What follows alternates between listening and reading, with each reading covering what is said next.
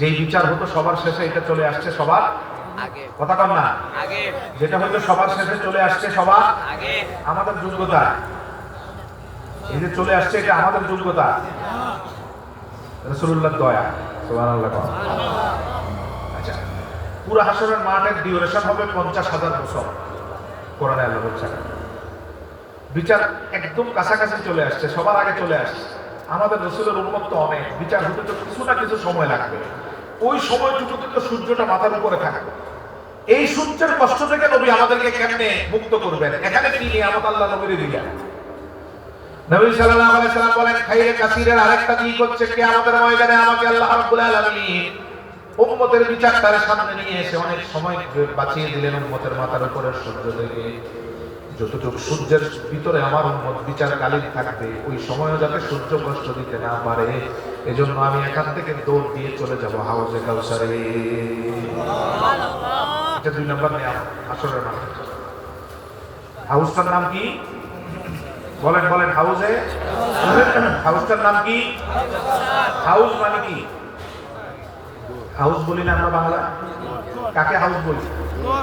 হ্যাঁ, 4 পার বিশিষ্ট গর্ত, ঠিক কিনা? 4টা পার থাকে, এটাই হাউস। হাসরের হাউসও এটাই।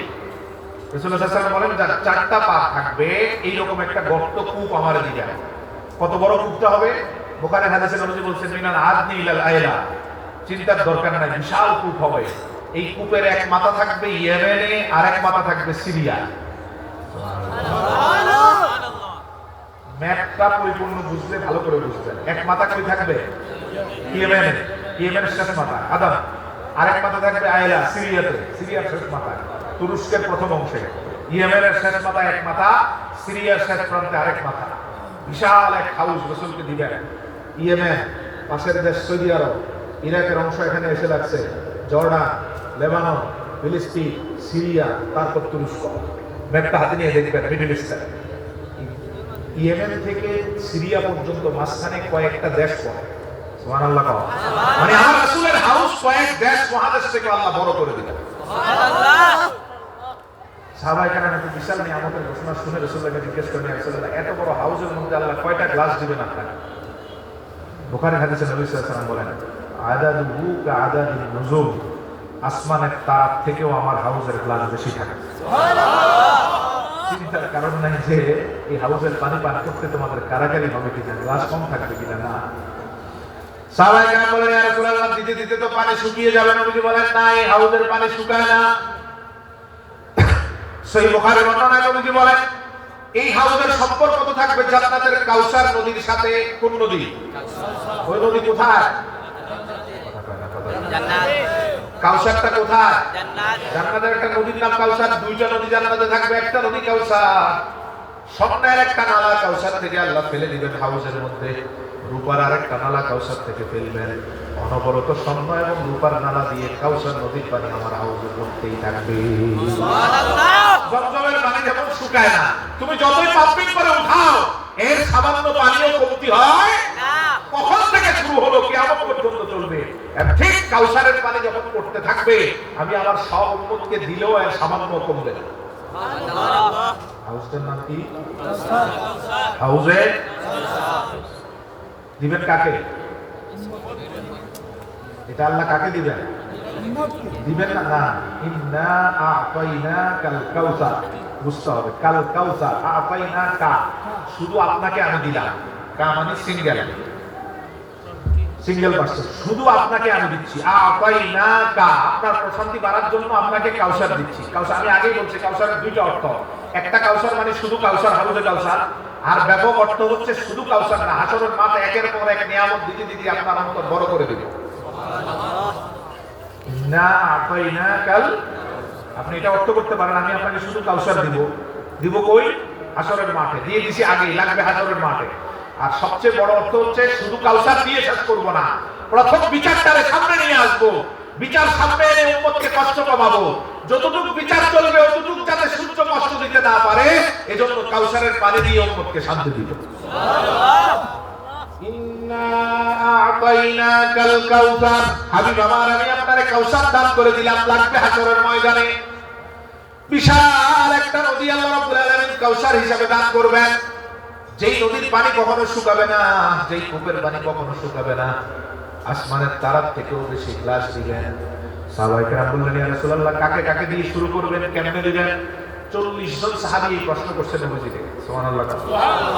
শুধু সাহাবীদের ইচ্ছা, ইয়া রাসূলুল্লাহ, আমারে কখন দিবেন বা কখন আমরা পাবো, এটা জানার জন্য 40 জনের নবীরে প্রশ্ন করছেন। রাসূলুল্লাহ সাল্লাল্লাহু আলাইহি ওয়াসাল্লাম একাধারে উত্তর দিয়েছেন। প্রথম বলছেন, আমি আমার আহলে বাইত, আমার পরিবারের সম্মানিত সদস্যদেরকে প্রথমে দিব, এরপরে আমার সাহাবীদেরকে দিব। এমন করে করে সর্বশেষ 40তম বর্ণনায় নবীজি বলেন, জান্নাত পরিমাণ ঈমান নিয়ে আসা উম্মতটার হাতে আমি নিজে পানি দিব। আল্লাহ আমাদেরকে কবুল করুক, আমিন। আল্লাহ রাসূল 40তম বর্ণনায় বলেন, জাররা পরিমাণ, বিন্দু পরিমাণ ঈমান নিয়েও কেউ যদি আমার দরবারে হাজির হয়, হাসরের মাঠে হাজির হয়, আমি তাকেও বিমুখ করব না, তার হাতেও আমি পানি দিয়ে দিব। সুবহানাল্লাহ। আর এই জাররাও যদি ঈমান না থাকে তাহলে সে আর মুমিন নাই, হয় মুরতাদ নয় কাফের। ঠিক না? ঈমানের কিছুই নাই, এটা আর কাউসার পাবে কেমনে? এটা আর আশা করে কেমনে? ঈমানদার যতজন, ইসলামের উপর যতজন থাকবে, কালিমার উপর যতজন পড়বে, প্রত্যেকেই আমার হাউজের পানি পাবে। সুবহানাল্লাহ। সাহাবায়ে কেরাম আবার বলেন, ইয়া রাসূলুল্লাহ, এই হাউজের পানি আমাদেরকে কি করবে হাশরের মাঠে? বুখারী বর্ণনায় নবী বলেন, লা নাসমাউ বাদাহু আবাদা। ওই যে সূর্যটা মাথার এক হাত অথবা এক বিগত উপরে, আমি আবেদন করে সূর্যের তাপ কমিয়ে দিলাম তোমাদের মাথার উপর থেকে, সময়টাকে কমায় দিলাম, দীর্ঘ সময় অপেক্ষা করা লাগে না। আদমের উম্মতের আগে চলে আসলো। এখন যতক্ষণ আমার উম্মতের বিচার চলবে ততক্ষণ যাতে কষ্ট করতে না হয়, এজন্য আমি হাউজের পানি দিয়ে তোমাদের শান্ত করব। সাহাবায়ে কেরাম বলেন, ইয়া রাসূলুল্লাহ, কিভাবে শান্ত হব? নবীজি বলেন, আমার হাউজের পানি তো আমি আমার সব ঈমানদার উম্মতদেরকে দিব। এর এক ফোঁটা পানি যখন তোমার গণ্ডদেশ দিয়ে তোমার কলিজায় যাবে, অথবা তোমার জিহ্বার মধ্যে এক ফোঁটা পানি লাগবে, এই পানিটার শক্তি আল্লাহ এত বাড়ায় দিবেন, এই পানি সামান্য পান করার পরে 50,000 বছরের মাঠে কোনো পিপাসা নাই।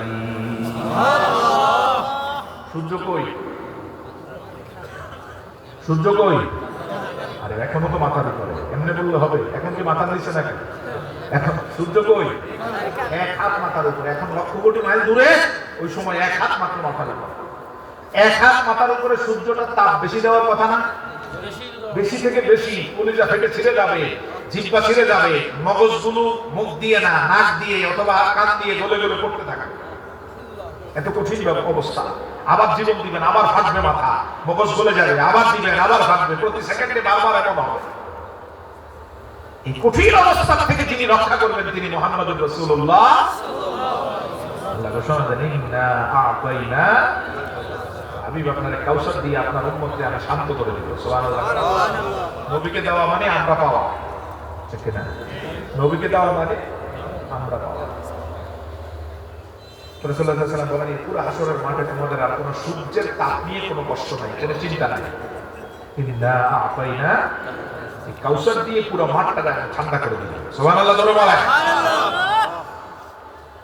তখন অন্য উম্মতের অবস্থা কি হবে? বুখারীর বর্ণনা দেখেন, যে নিয়ামত নবীকে আল্লাহ দিলেন, এই নিয়ামতের কারণে আমরা সহজেই শান্তি পেয়ে গেলাম, আর অন্য উম্মতের অবস্থা কেমন হবে? বুখারী, নবীজি সাল্লাল্লাহু আলাইহি ওয়াসাল্লাম বলেন, পেরেশানগ্রস্ত হয়ে এক এক দল উম্মত আদম আলাইহিস সালামের কাছে আসবে, এসে বলবে, আপনি আল্লাহরে একটু বলেন যাতে সূর্যটাকে দূরে সরায় দেয়, আর সহ্য হয় না, এত তাপ আর সহ্য করা যায় না, একটু দূরে সরায় দিতে বলেন, আপনার কথা আল্লাহ শুনবে। আদম আলাইহিস সালাম সাথে সাথে বলেন, ইন্না রাব্বিকা গাদিবাল ইয়াওমা গাদাবান শাদীদা লাম ইয়াগদাব বিসসাহু ক্বাবলাহু ওয়া লা ইয়াগদাব বিসসাহু বা'দা। আল্লাহর এমন রাগ আমি আদম আর আগে কখনো দেখি নাই, ভবিষ্যতেও দেখব না। এমন রাগান্বিত অবস্থায় আমি আদমের কোনো সাহস নাই আল্লাহর সাথে কথা বলার, আল্লাহর দিকে তাকানোর সাহস নাই। এই কথাটা বলে আদম তার নজরটার নিচের দিকে নিয়ে যাবেন। সুবহানাল্লাহ। কোন দিকে? আদম আলাইহিস সালাম নজর কোন দিকে দিবেন? উপরে তাকাবেন না, উপরে আল্লাহ, তাকানোর সাহস নাই। এমন রাগের অবস্থা, আমি কেমনে তাকাবো আল্লাহর? এই কথা বলে ভয়ে ভয়ে বলবেন, আমার দ্বারা সম্ভব না, আমি আমার নজর নিচের দিকে দিলাম। উম্মত ব্যর্থ হয়ে চলে যাবে। সহিহ বুখারী হাদিস। এবার নূহ আলাইহিস সালামের কাছে গিয়ে বলবে, আপনি একটু আল্লাহরে বলেন, আপনি একটু আল্লাহকে বলেন যাতে সূর্যটাকে মাথার উপর থেকে দূর করে দেয়, আর তো সহ্য হয় না। নূহ আলাইহিস সালাম একই কথা বলবেন, আমার রব এত রাগান্বিত অবস্থায় আল্লাহরে কখনো দেখি নাই, আমার সাহসে কুলায় না আল্লাহর সাথে কথা বলা, আরে কথা বলা তো দূরে, কথা বলতে হলে তো তাকাতে হবে, তাকানোর সাহস আমার নাই। সুবহানাল্লাহ। নূহ আলাইহিস সালাম তাকাবেন নিচের দিকে, কোন দিকে?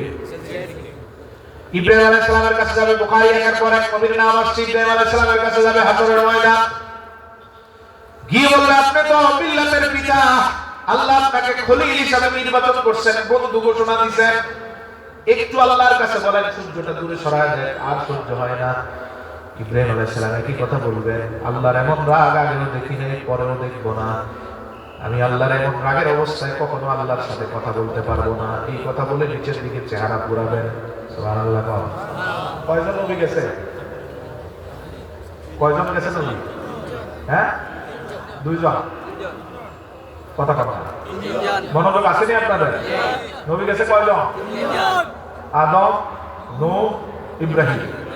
তারপর আসবেন সহিহ বুখারী একের পর এক এভাবে সিরিয়ালে আসছে। তারপর আসবেন মুসা আলাইহিস সালামের কাছে উম্মত এসে বলবে না আর সহ্য হয় না, সূর্যটা মাথার এক হাত উপরে, কষ্টের উপর কষ্ট, বড় কষ্ট মনে হয়, এটাই আমাদের আজকের হাসরের ময়দানে।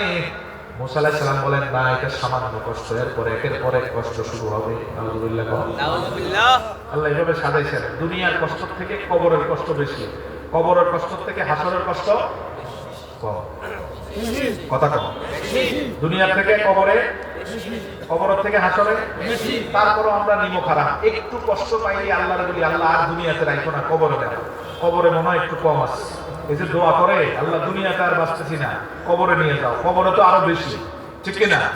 অতএব এইরকম দোয়া করা যাবে? বরং আল্লাহকে বলতে হবে আল্লাহ কষ্ট সহ্যের ক্ষমতা দাও, আর মাথার উপরের কষ্ট দূর করে দাও। বলেন আল্লাহুম্মা আমিন। দুনিয়া থেকে কবরে বেশি, কবর থেকে হাসরে বেশি, হাসরের পতনটার থেকে পরেরটা আরো বেশি, পরেরটা আরো বেশি, এমন করে করে জাহান্নাম পর্যন্ত। জাহান্নাম হচ্ছে চূড়ান্তটা, জাহান্নাম একদম শেষটা, এটা সবচেয়ে বেশি। এই যে সূর্য দিয়ে কষ্ট দিবেন, আমলনামা দিয়ে কষ্ট দিবেন, মিজানের পাল্লায় কষ্ট দিবেন, ফুলসেরাতে কষ্ট দিবেন, এগুলো একটা থেকে একটা বড় হবে, কঠিন হবে। সূর্যের কষ্টই তো তাপ সহ্য করতে পারবে না উম্মত, এটা মনে করবে সবচেয়ে বেশি। মুসা আলাইহিস সালামের কাছে এসে বলবে আল্লাহর একটু বলেন, কালিমুল্লাহ, আল্লাহ আপনার সাথে কথা বলছেন, আল্লাহ সুবহানাহু ওয়া তাআলা আপনাকে ভালোবাসেন, দুনিয়া কারোর সাথে এভাবে সরাসরি কথা বলেন নাই, ব্যতিক্রম মুহাম্মদুর রাসূলুল্লাহ। সব নবী সাল্লাল্লাহু আলাইহি সাল্লামরা আল্লাহর বাণী জিবরিলের মাধ্যমে ওহী প্রাপ্ত হয়েছেন, যাদেরকে আল্লাহ ওহী দিয়েছেন। মুসা আলাইহিস সালাম আল্লাহর কথা শুনছেন, আর ব্যতিক্রম মুহাম্মদুর রাসূলুল্লাহ তিনি আল্লাহর কথা শুনছেন এবং দুনিয়ায় থাকতেই মেরাজ রাতে আল্লাহকে দেখছেন। সুবহানাল্লাহ। সব নবী আল্লাহকে আল্লাহ বলে দুনিয়ায় প্রচার করছে, আল্লাহকে না দেখে। পার্থক্য আমার রাসূলের সাথে এখানেই, 2,24,000 নবীর সব নবী লা ইলাহা ইল্লাল্লাহ দাওয়াত দিবেন আল্লাহকে না দেখে, আমার রাসূল দাওয়াত শুরু করছেন আল্লাহকে দেখে। সুবহানাল্লাহ। পার্থক্য আছে না নাই? আছে। এরপরও মোল্লা কয় নবী তো আমাদের মতই। নাউযুবিল্লাহ। আরো জোরে করে নাউযুবিল্লাহ। নাউযুবিল্লাহ। এই বেয়াদব নাদান মোল্লাদেরকে আল্লাহ হেদায়েত দান করুক, বলেন আমিন। আমিন। আরে তোর তো দূরে থাক, 2,24,000 পয়গম্বরের কোন পয়গম্বরও মনে এটা আনতে পারে নাই এই নবী আমাদের মত। নবীও যেখানে কলিজায় আনতে পারে নাই নবী আমাদের মত, সেখানে নিমো খারাপ উম্মত কয় নবী নাকি তার মত। নাউযুবিল্লাহ। নাউযুবিল্লাহ। এদের এক মুরব্বি আকাবের লেখছে বড় জোর বড় ভাইয়ের মত। নাউযুবিল্লাহ। কিতাবে লেখছে, কিতাবে। আমি আর নাম বললাম না। এদের বড় আকাবে, খুব শ্রদ্ধা সম্মান করে, আমাদের মতো তো বড় জোর বড় ভাইয়ের মতো। নাউযুবিল্লাহ।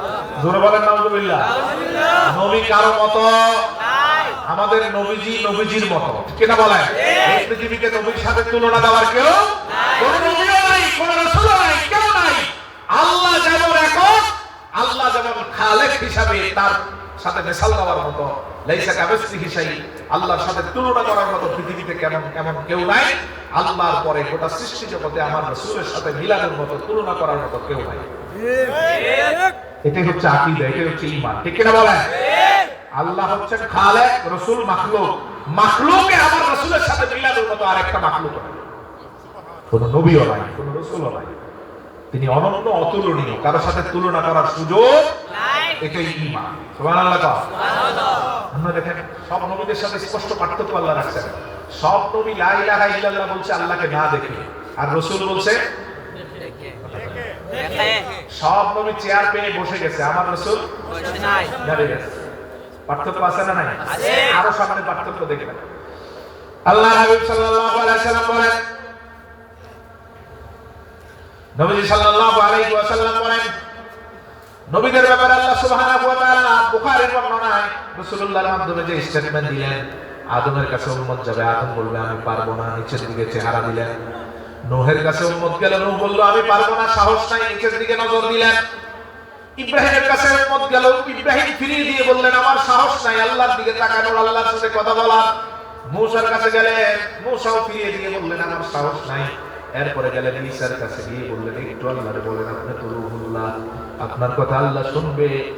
আপনি মৃতকে ফু দিলে জীবিত হয়ে যেত, আপনি অন্ধ ব্যক্তিকে ফু দিলে ভালো হয়ে যেত, পুষ্যরূপীকে ফু দিলে ভালো হয়ে যেত। এই জন্য মানুষ আপনাকে বলতো রূহুল্লাহ, আল্লাহর শক্তি। আল্লাহর সাথে তো আপনার সম্পর্ক ভালো, একটু বলেন না যাতে সূর্যটা দূরে সরা যায়। নূহ আলাইহিস মুসা ঈসা আলাইহিস সালাম বলবেন ইন্না রাব্বিকা গাদিবা আল-ইয়াওমা গাদাবান শাদীদা লাম ইয়াগদাব মিসলাহু ক্বাবলা ওয়া লা ইয়াগদাব মিসলাহু বা'দা। আল্লাহর হাবিব সাল্লাল্লাহু আলাইহি সাল্লাম হাদিস বর্ণনা করেন, ঈসা আলাইহিস সালাম বলবেন আল্লাহর সাথে কথা বলা, আল্লাহর দিকে তাকানোর সাহস, সামর্থ্য, কুদরত কোনটাই আমার নাই। নিচের দিকে তাকাবেন, কোন দিকে? দেখেন এবার সব নবী এক এক করে কোন দিকে তাকাচ্ছে? আমরা তো এমনি নিচের দিকে তাকিয়ে আছি। আমাদের গায়ে জামা আছে, পায়ে জুতা আছে, একজন আরেকজনকে দেখবো না, নিজের চিন্তায় পেরেশান হয়ে পুরো সময়টা নিচের দিকে তাকিয়ে থাকে। কিসের কার গায়ে জামা আছে নাই কেউ দেখার কোনো সুযোগ নাই, শুধু এই নিচের নজরটা নিচের ছাড়া অন্যদিকে পরিবর্তন হবে না। এক এক করে নবীরও নিচের দিকে নজর দিচ্ছে, কেউ উপরে তাকানোর সাহস করছে না, কারণ উপরে থাকবেন উপরে কে? কেউ সাহস করে না। আল্লাহর এমন রাগের অবস্থা কেমনে তাকাবে? সেই বুখারী বর্ণনা আল্লাহর হাবিব সাল্লাল্লাহু আলাইহি সাল্লাম স্পষ্ট জানাই দিলেন কেউ রাজি হবে না। এই হাদিসের বর্ধিত অংশ এসেছে মুসনাদে আহমদে একই সনদে, বুখারী মুসলিমের অর্থ সহিহ বর্ণনা। নবীজি সাল্লাল্লাহু আলাইহি সাল্লাম বলেন কেউ যখন সম্মত হয় না তোমাদের কষ্ট দূর করার জন্য আল্লাহর সাথে একটু কথা বলতে, আল্লাহর একটু রাজি করাতে, আল্লাহর সাথে কথা বলতে, আল্লাহর দিকে তাকাতে যখন কেউ রাজি হয় না, এক এক করে সব নবী যখন মাথাটা নিচের দিকে তাকিয়ে দেয়, তখন আমি একমাত্র তোমাদের কষ্ট দূর করার জন্য মাথাটা উপরের দিকে উঠাবো। সবার নজর নিচের দিকে, আমার হাবিবের নজর থাকবে উপরের দিকে। পার্থক্য আছে না নাই?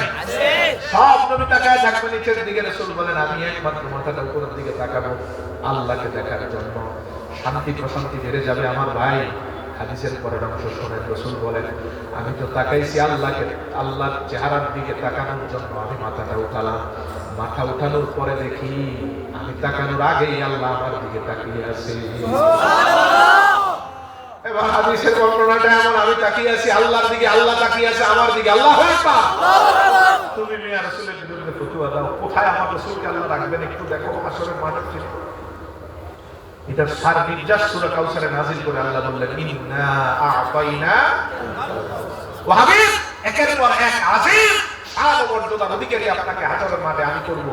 এটার বর্ণনা দিয়ে রাসূলের শান্তি বাড়িয়ে দিয়ে বললেন আপনাকে আমি কাউসার তথা নিয়ামতে কাসির দান করলাম। সুবহানাল্লাহ। পুরো হাসরের মাঠের চিত্রটা দেখেন, সবাই তাকিয়ে আছে নিচের দিকে। সবাই কোন দিকে? রাসূল তাকিয়ে আছেন উপরে না, আল্লাহর দিকে। আর রাসূল তাকিয়ে আছেন আল্লাহর দিকে, আল্লাহ তাকিয়ে আছেন রাসূলের দিকে। সুবহানাল্লাহ। কোথায় আমার হাবিব আর কোথায় মুফতির ফতোয়া? রাসূলের শান ও আজমত যদি সহ্য করার ক্ষমতা না থাকে, বুঝতে হবে তার ভিতরে শয়তান আছে। ঠিক না বলেন? আল্লাহ দিচ্ছেন রাসূলকে ওয়া রাফা'না লাকা যিকরা, বললেন আমার হাবিবের শানকে আমি বাড়াই। আল্লাহ যেখানে বাড়ান সেখানে আমাদের মনে কোনো ত্রুটি আসলে বুঝতে হবে শয়তান কথা বলছে। আল্লাহ হেফাজত করে, বলেন আমিন। ইন্না আ'তাইনাকাল কাউসার, হাবিব আমার আমি আপনার শান্তিকে কিয়ামতের মাঠে বহুগুণে বাড়িয়ে দিব একের পর এক নিয়ামত দেওয়ার মাধ্যমে। এর মধ্যে একটা নিয়ামত, সবাই যখন নিচের দিকে তাকিয়ে থাকবে রাসূল তখন আল্লাহর দিকে তাকাবেন। আল্লাহ তাকিয়ে আছেন নবীর দিকে, নবী আল্লাহর দিকে। রাসূল বলেন আমি কোনো কথা বলবো না, মন ভরে আল্লাহর দিদার উপভোগ করতে থাকবো। আমি এভাবে আল্লাহর চেহারার দিকে তাকিয়ে থাকবো, কারণ আল্লাহর চেহারা দেখার জন্য পাগল পারা সবাই। দিদার ইলাহি, পৃথিবীর সবচেয়ে শান্তির, যেই শান্তির কোনো তুলনা করা যায় না, দিদার।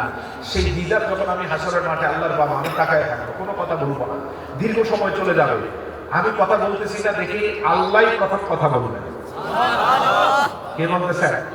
তিন প্রথম নীরবতা, পুরো হাসরের মাঠ, কারো কোনো কথা নাই। কথা বলবি কি নিচের দিকে তাকিয়ে আসছে। আল্লাহ হাবিব সাল্লাল্লাহু আলাইহি ওয়াসাল্লাম বলেন, আমি আল্লাহর দিকে তাকানো, আল্লাহ আমার দিকে তাকানো, দীর্ঘ সময় চলে যাবে, কোনো কথা হবে না, আল্লাহই প্রথম কথা বলবেন। আমি তো আল্লাহর দিদার উপভোগ করবো, কোনো কথা বলবো না, নির্বাক মানে আল্লাহর দিকে তাকিয়ে থাকবো, আল্লাহই প্রথম কথা বলে আমারে বলবেন। হাদিসটা দেখেন, খুব খেয়াল করেন, মনোযোগ দেন। ইস্তাশারানি বি রাব্বি কাইফা আফআলু বিহি। আলা তাবুদ্দান ইস্তাশারানি বি রাব্বি, আল্লাহ আমার সাথে একটা বিষয়ে পরামর্শ করবেন, আমার মতামত জানতে চাইবেন, আমার মতামত মুশাওয়ারা, ইস্তাশারানি বা ইস্তেফাল থেকে আল্লাহ আমার কাছে পরামর্শ তলব করবেন। কি তলব করবেন? আল্লাহ আমারে জিজ্ঞেস করবেন, খেয়াল করেন, কোথায় আমার রাসূল আর আমরা কি ভাবি। আল্লাহ বলবেন, কাইফা আফআলু বিহি, হাবিব আমার বিচার এখনো শুরু হয় নাই, বিচার শুরুর আগেই আপনি বলে দেন কেমন বিচার করলে আজকে আপনি শান্তিতে থাকবেন। আপনি কেমন বিচার চান উম্মতের সাথে, আপনি বলে দেন, আপনার বলা অনুযায়ী আমি উম্মতের বিচার করব। সুবহানাল্লাহ। বুখারী মুসলিমের শর্তে সহিহ বর্ণনা, আল্লাহ বলবেন, কাইফা আফআলু বিহি, হাবিব আমার কেমন বিচার করলে আপনি খুশি। নবীজি বলেন, আমি কেমন বিচার আল্লাহ করবেন এটা বলার মতো সাহস করবো না, দুঃসাহস করবো না। আল্লাহ আমার কাছে জানতে চাইলেন, আপনি বলে দেন উম্মতের কেমন বিচার করলে আপনি খুশি। রাসূলের উত্তরটা দেখেন, নবী বলেন, আল্লাহ কেমন বিচার করবেন আমি বলবো না, বরং আমি আমার উম্মতগুলো আপনার রহমতের হাতে তুলে দিচ্ছি। এরপরে রাসূল বলবেন, আপনার হাতে তুলে দিলাম, আপনি যে বিচার করেন তাতে আমি খুশি। এভাবে এভাবে করেন, এতজনকে জান্নাতে দেন, কিচ্ছু বলবো না, আমি বলবো আমি আপনার হাতে তুলে দিলাম রহমতের হাতে, এবার আপনি যেই বিচার করেন জান্নাতে দিলেও খুশি, জাহান্নামে দিলেও খুশি। সুবহানাল্লাহ। কি হিকমতপূর্ণ অবস্থায় রাসূলুল্লাহ আল্লাহকে দিলেন। কামা শিতা ইয়া রাব, ওগো মাবুদ আপনি যেমন বিচার করেন তাতেই আমি খুশি। কেন নবী এমনটা বললেন? বুখারীর একটা বর্ণনা আছে, খেয়াল করে দেখেন। একদিন নবীজি দুইটা আয়াত পড়ে পড়ে শুধু কান্না করতেছেন। রাতের অংশ চলে যাচ্ছে, নবী শুধু কান্না করেন, কান্না থামে না। জিবরিল আমিনকে আল্লাহ পাঠালেন, দেখো হাবিব কেন কান্না করে, আমার কাছে কান্নার জায়গাটা কি বলে আনো, আমার কাছে প্রশ্ন করে আনো, কেন নবী কান্না করেন। জিবরিল আমিন আল্লাহর হাবিবের কাছে আসলেন, এসে বলেন, হাবিব আল্লাহ পাঠাইছেন কেন কান্না করেন জানার জন্য। রাসূলুল্লাহ বলে, আমি কেন কান্না করি এটা আমার আল্লাহ ভালো জানেন। সুবহানাল্লাহ। জিবরিল আমিন গিয়ে বলতেছেন, হাবিব আল্লাহ, রাসূলুল্লাহ সাল্লাল্লাহু আলাইহি ওয়াসাল্লাম বলছেন আমি কেন কান্না করি সেটা আপনি ভালো জানেন। বুখারীর হাদিস। এই কথা বলার পর আল্লাহ সুবহানাহু ওয়া তাআলা বলেন, আমার হাবিব তো উম্মতের মাফ করার জন্য, গুনাহ মাফ করার জন্য, সহজে নাজাতের জন্য কান্না করছে। এবার জিবরিল আবার পাঠাইছেন কয়েকটা শব্দ দিয়ে, যাও এই শব্দগুলো রাসূলুল্লাহকে বলো, গিয়ে বলবা হাসরের মাঠে আমি আপনাকে আর আপনার উম্মতকে বেইজ্জতি করব না। আরো আস্তে করে সুবহানাল্লাহ। কি শান্তি দিচ্ছে রাসূলুল্লাহর মাধ্যমে আল্লাহ সুবহানাহু ওয়া তাআলা। গিয়ে বলো হাবিবকে এবং হাবিবের উম্মতকে আমি হাসরের মাঠে বেইজ্জতি করব না। নবী সাল্লাল্লাহু আলাইহি ওয়াসাল্লাম শান্তি হয়ে গেলেন, শান্ত হয়ে গেলেন, খুশি হয়ে গেলেন। ঠিক এই কারণেই কিয়ামতের মাঠে বলবেন, আপনার আমি আমার উম্মতগুলো আপনার হাতে তুলে দিলাম, আপনি যেমন করেন খুশি। বুঝে আগেই তো জানাস, আল্লাহ বলছে বেইজ্জতি করব না, আগে তো জানাস, এজন্য বলছে আপনার হাতে তুলে দিলাম। দুইবার আল্লাহ প্রশ্ন করবেন, কাইফা আফআলু বিহি, হাবিব বলেন কেমন করব। আল্লাহ বলবেন, রাসূলুল্লাহ সাল্লাল্লাহু আলাইহি ওয়াসাল্লাম বলবেন, কামা শিতা ইয়া রাব, ও আল্লাহ আপনি যেমন করেন খুশি। আল্লাহ বলবেন, আপনি তো বলতেছেন না আমি আপনাকে নিয়ামত দিচ্ছি, ইন্না আতাইনাকাল কাউসার, কি কি নিয়ামত দিবেন, এর একটা নিয়ামত দিচ্ছি, আপনি তো জান্নাতে যাবেন, আপনি জান্নাতে না গেলে জান্নাতের দরজা খোলা হবে না। সুবহানাল্লাহ। সুবহানাল্লাহ। আপনি জান্নাতে না গেলে জান্নাতের দরজা খোলা হবে না। আপনি তো জান্নাতে যাবেন, শুধু একা আপনারা জান্নাতে পাঠাবো না। বুখারীর বর্ণনা, রাসূলুল্লাহকে আল্লাহ বলবেন, আপনি আপনার নজর মুবারক দিয়ে 50,000 উম্মতকে বাছাই করে নেন। কত হাজার? খুশি হন না? হ্যাঁ, আওয়াজ তো বুঝা যায় খুশি হন। কত হাজার? 50,000। আবার বলেন কত হাজার? 50,000।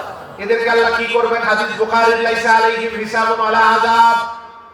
রব্বুল আলামিন বলবেন, আপনি আপনার নজর দিয়ে যেই 50,000 কে বাছাই করে নেবেন, এদের কাউকে আমি হিসাবও দিব না, আযাবও দিব না, বাছাই করার পর এখান থেকেই জান্নাতে পাঠিয়ে দিব। এদের হিসাবও নাই, আযাবও নাই, বেনা হিসাবে জান্নাতি। সুবহানাল্লাহ। কত হাজার? এই জায়গা খেয়াল রাখতে হবে। হিসাব আছে? হ্যাঁ, এই 50,000 এর কোনো হিসাব আছে?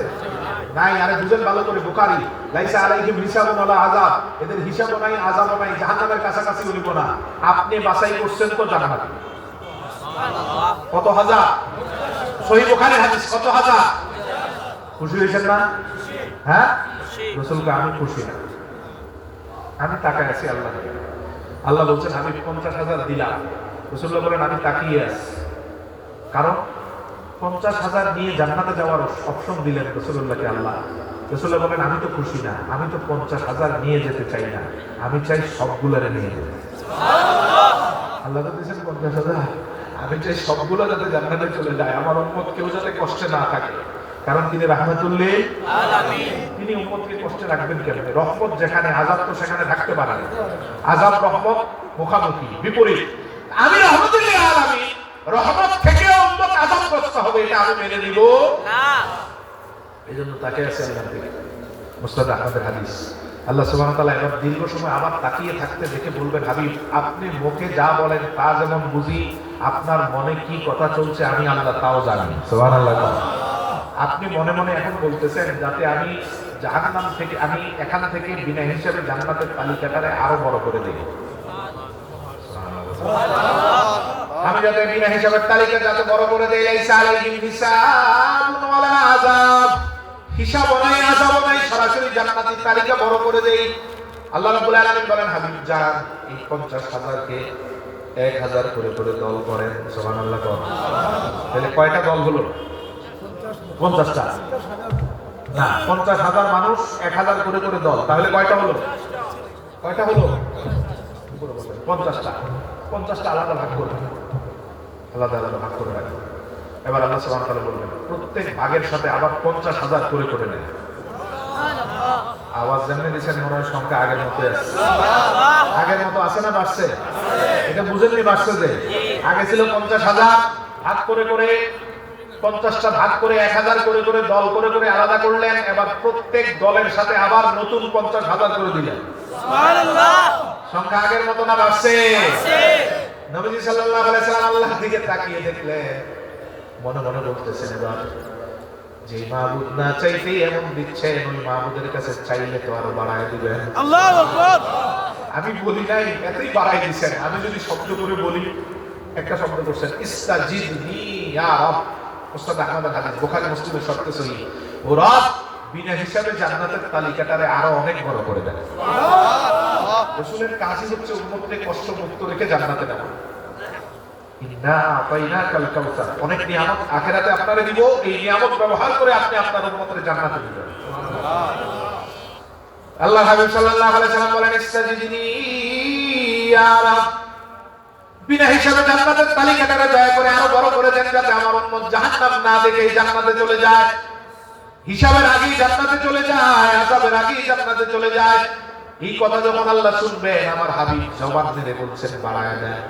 নবীজির একটা শব্দের কারণে আল্লাহ বলবেন আর 1,000 নয়, এতক্ষণ যতজনকে নাজাত দিলাম প্রতি এক একজন করে আলাদা করে এক একজনের সাথে 50,000 করে করে নিয়ে যাও। সুবহানাল্লাহ। নারে তাকবীর, আল্লাহু আকবার, নারে রিসালাত, আহলে সুন্নাত ওয়াল জামাত, শানে মুস্তাফা জিন্দাবাদ।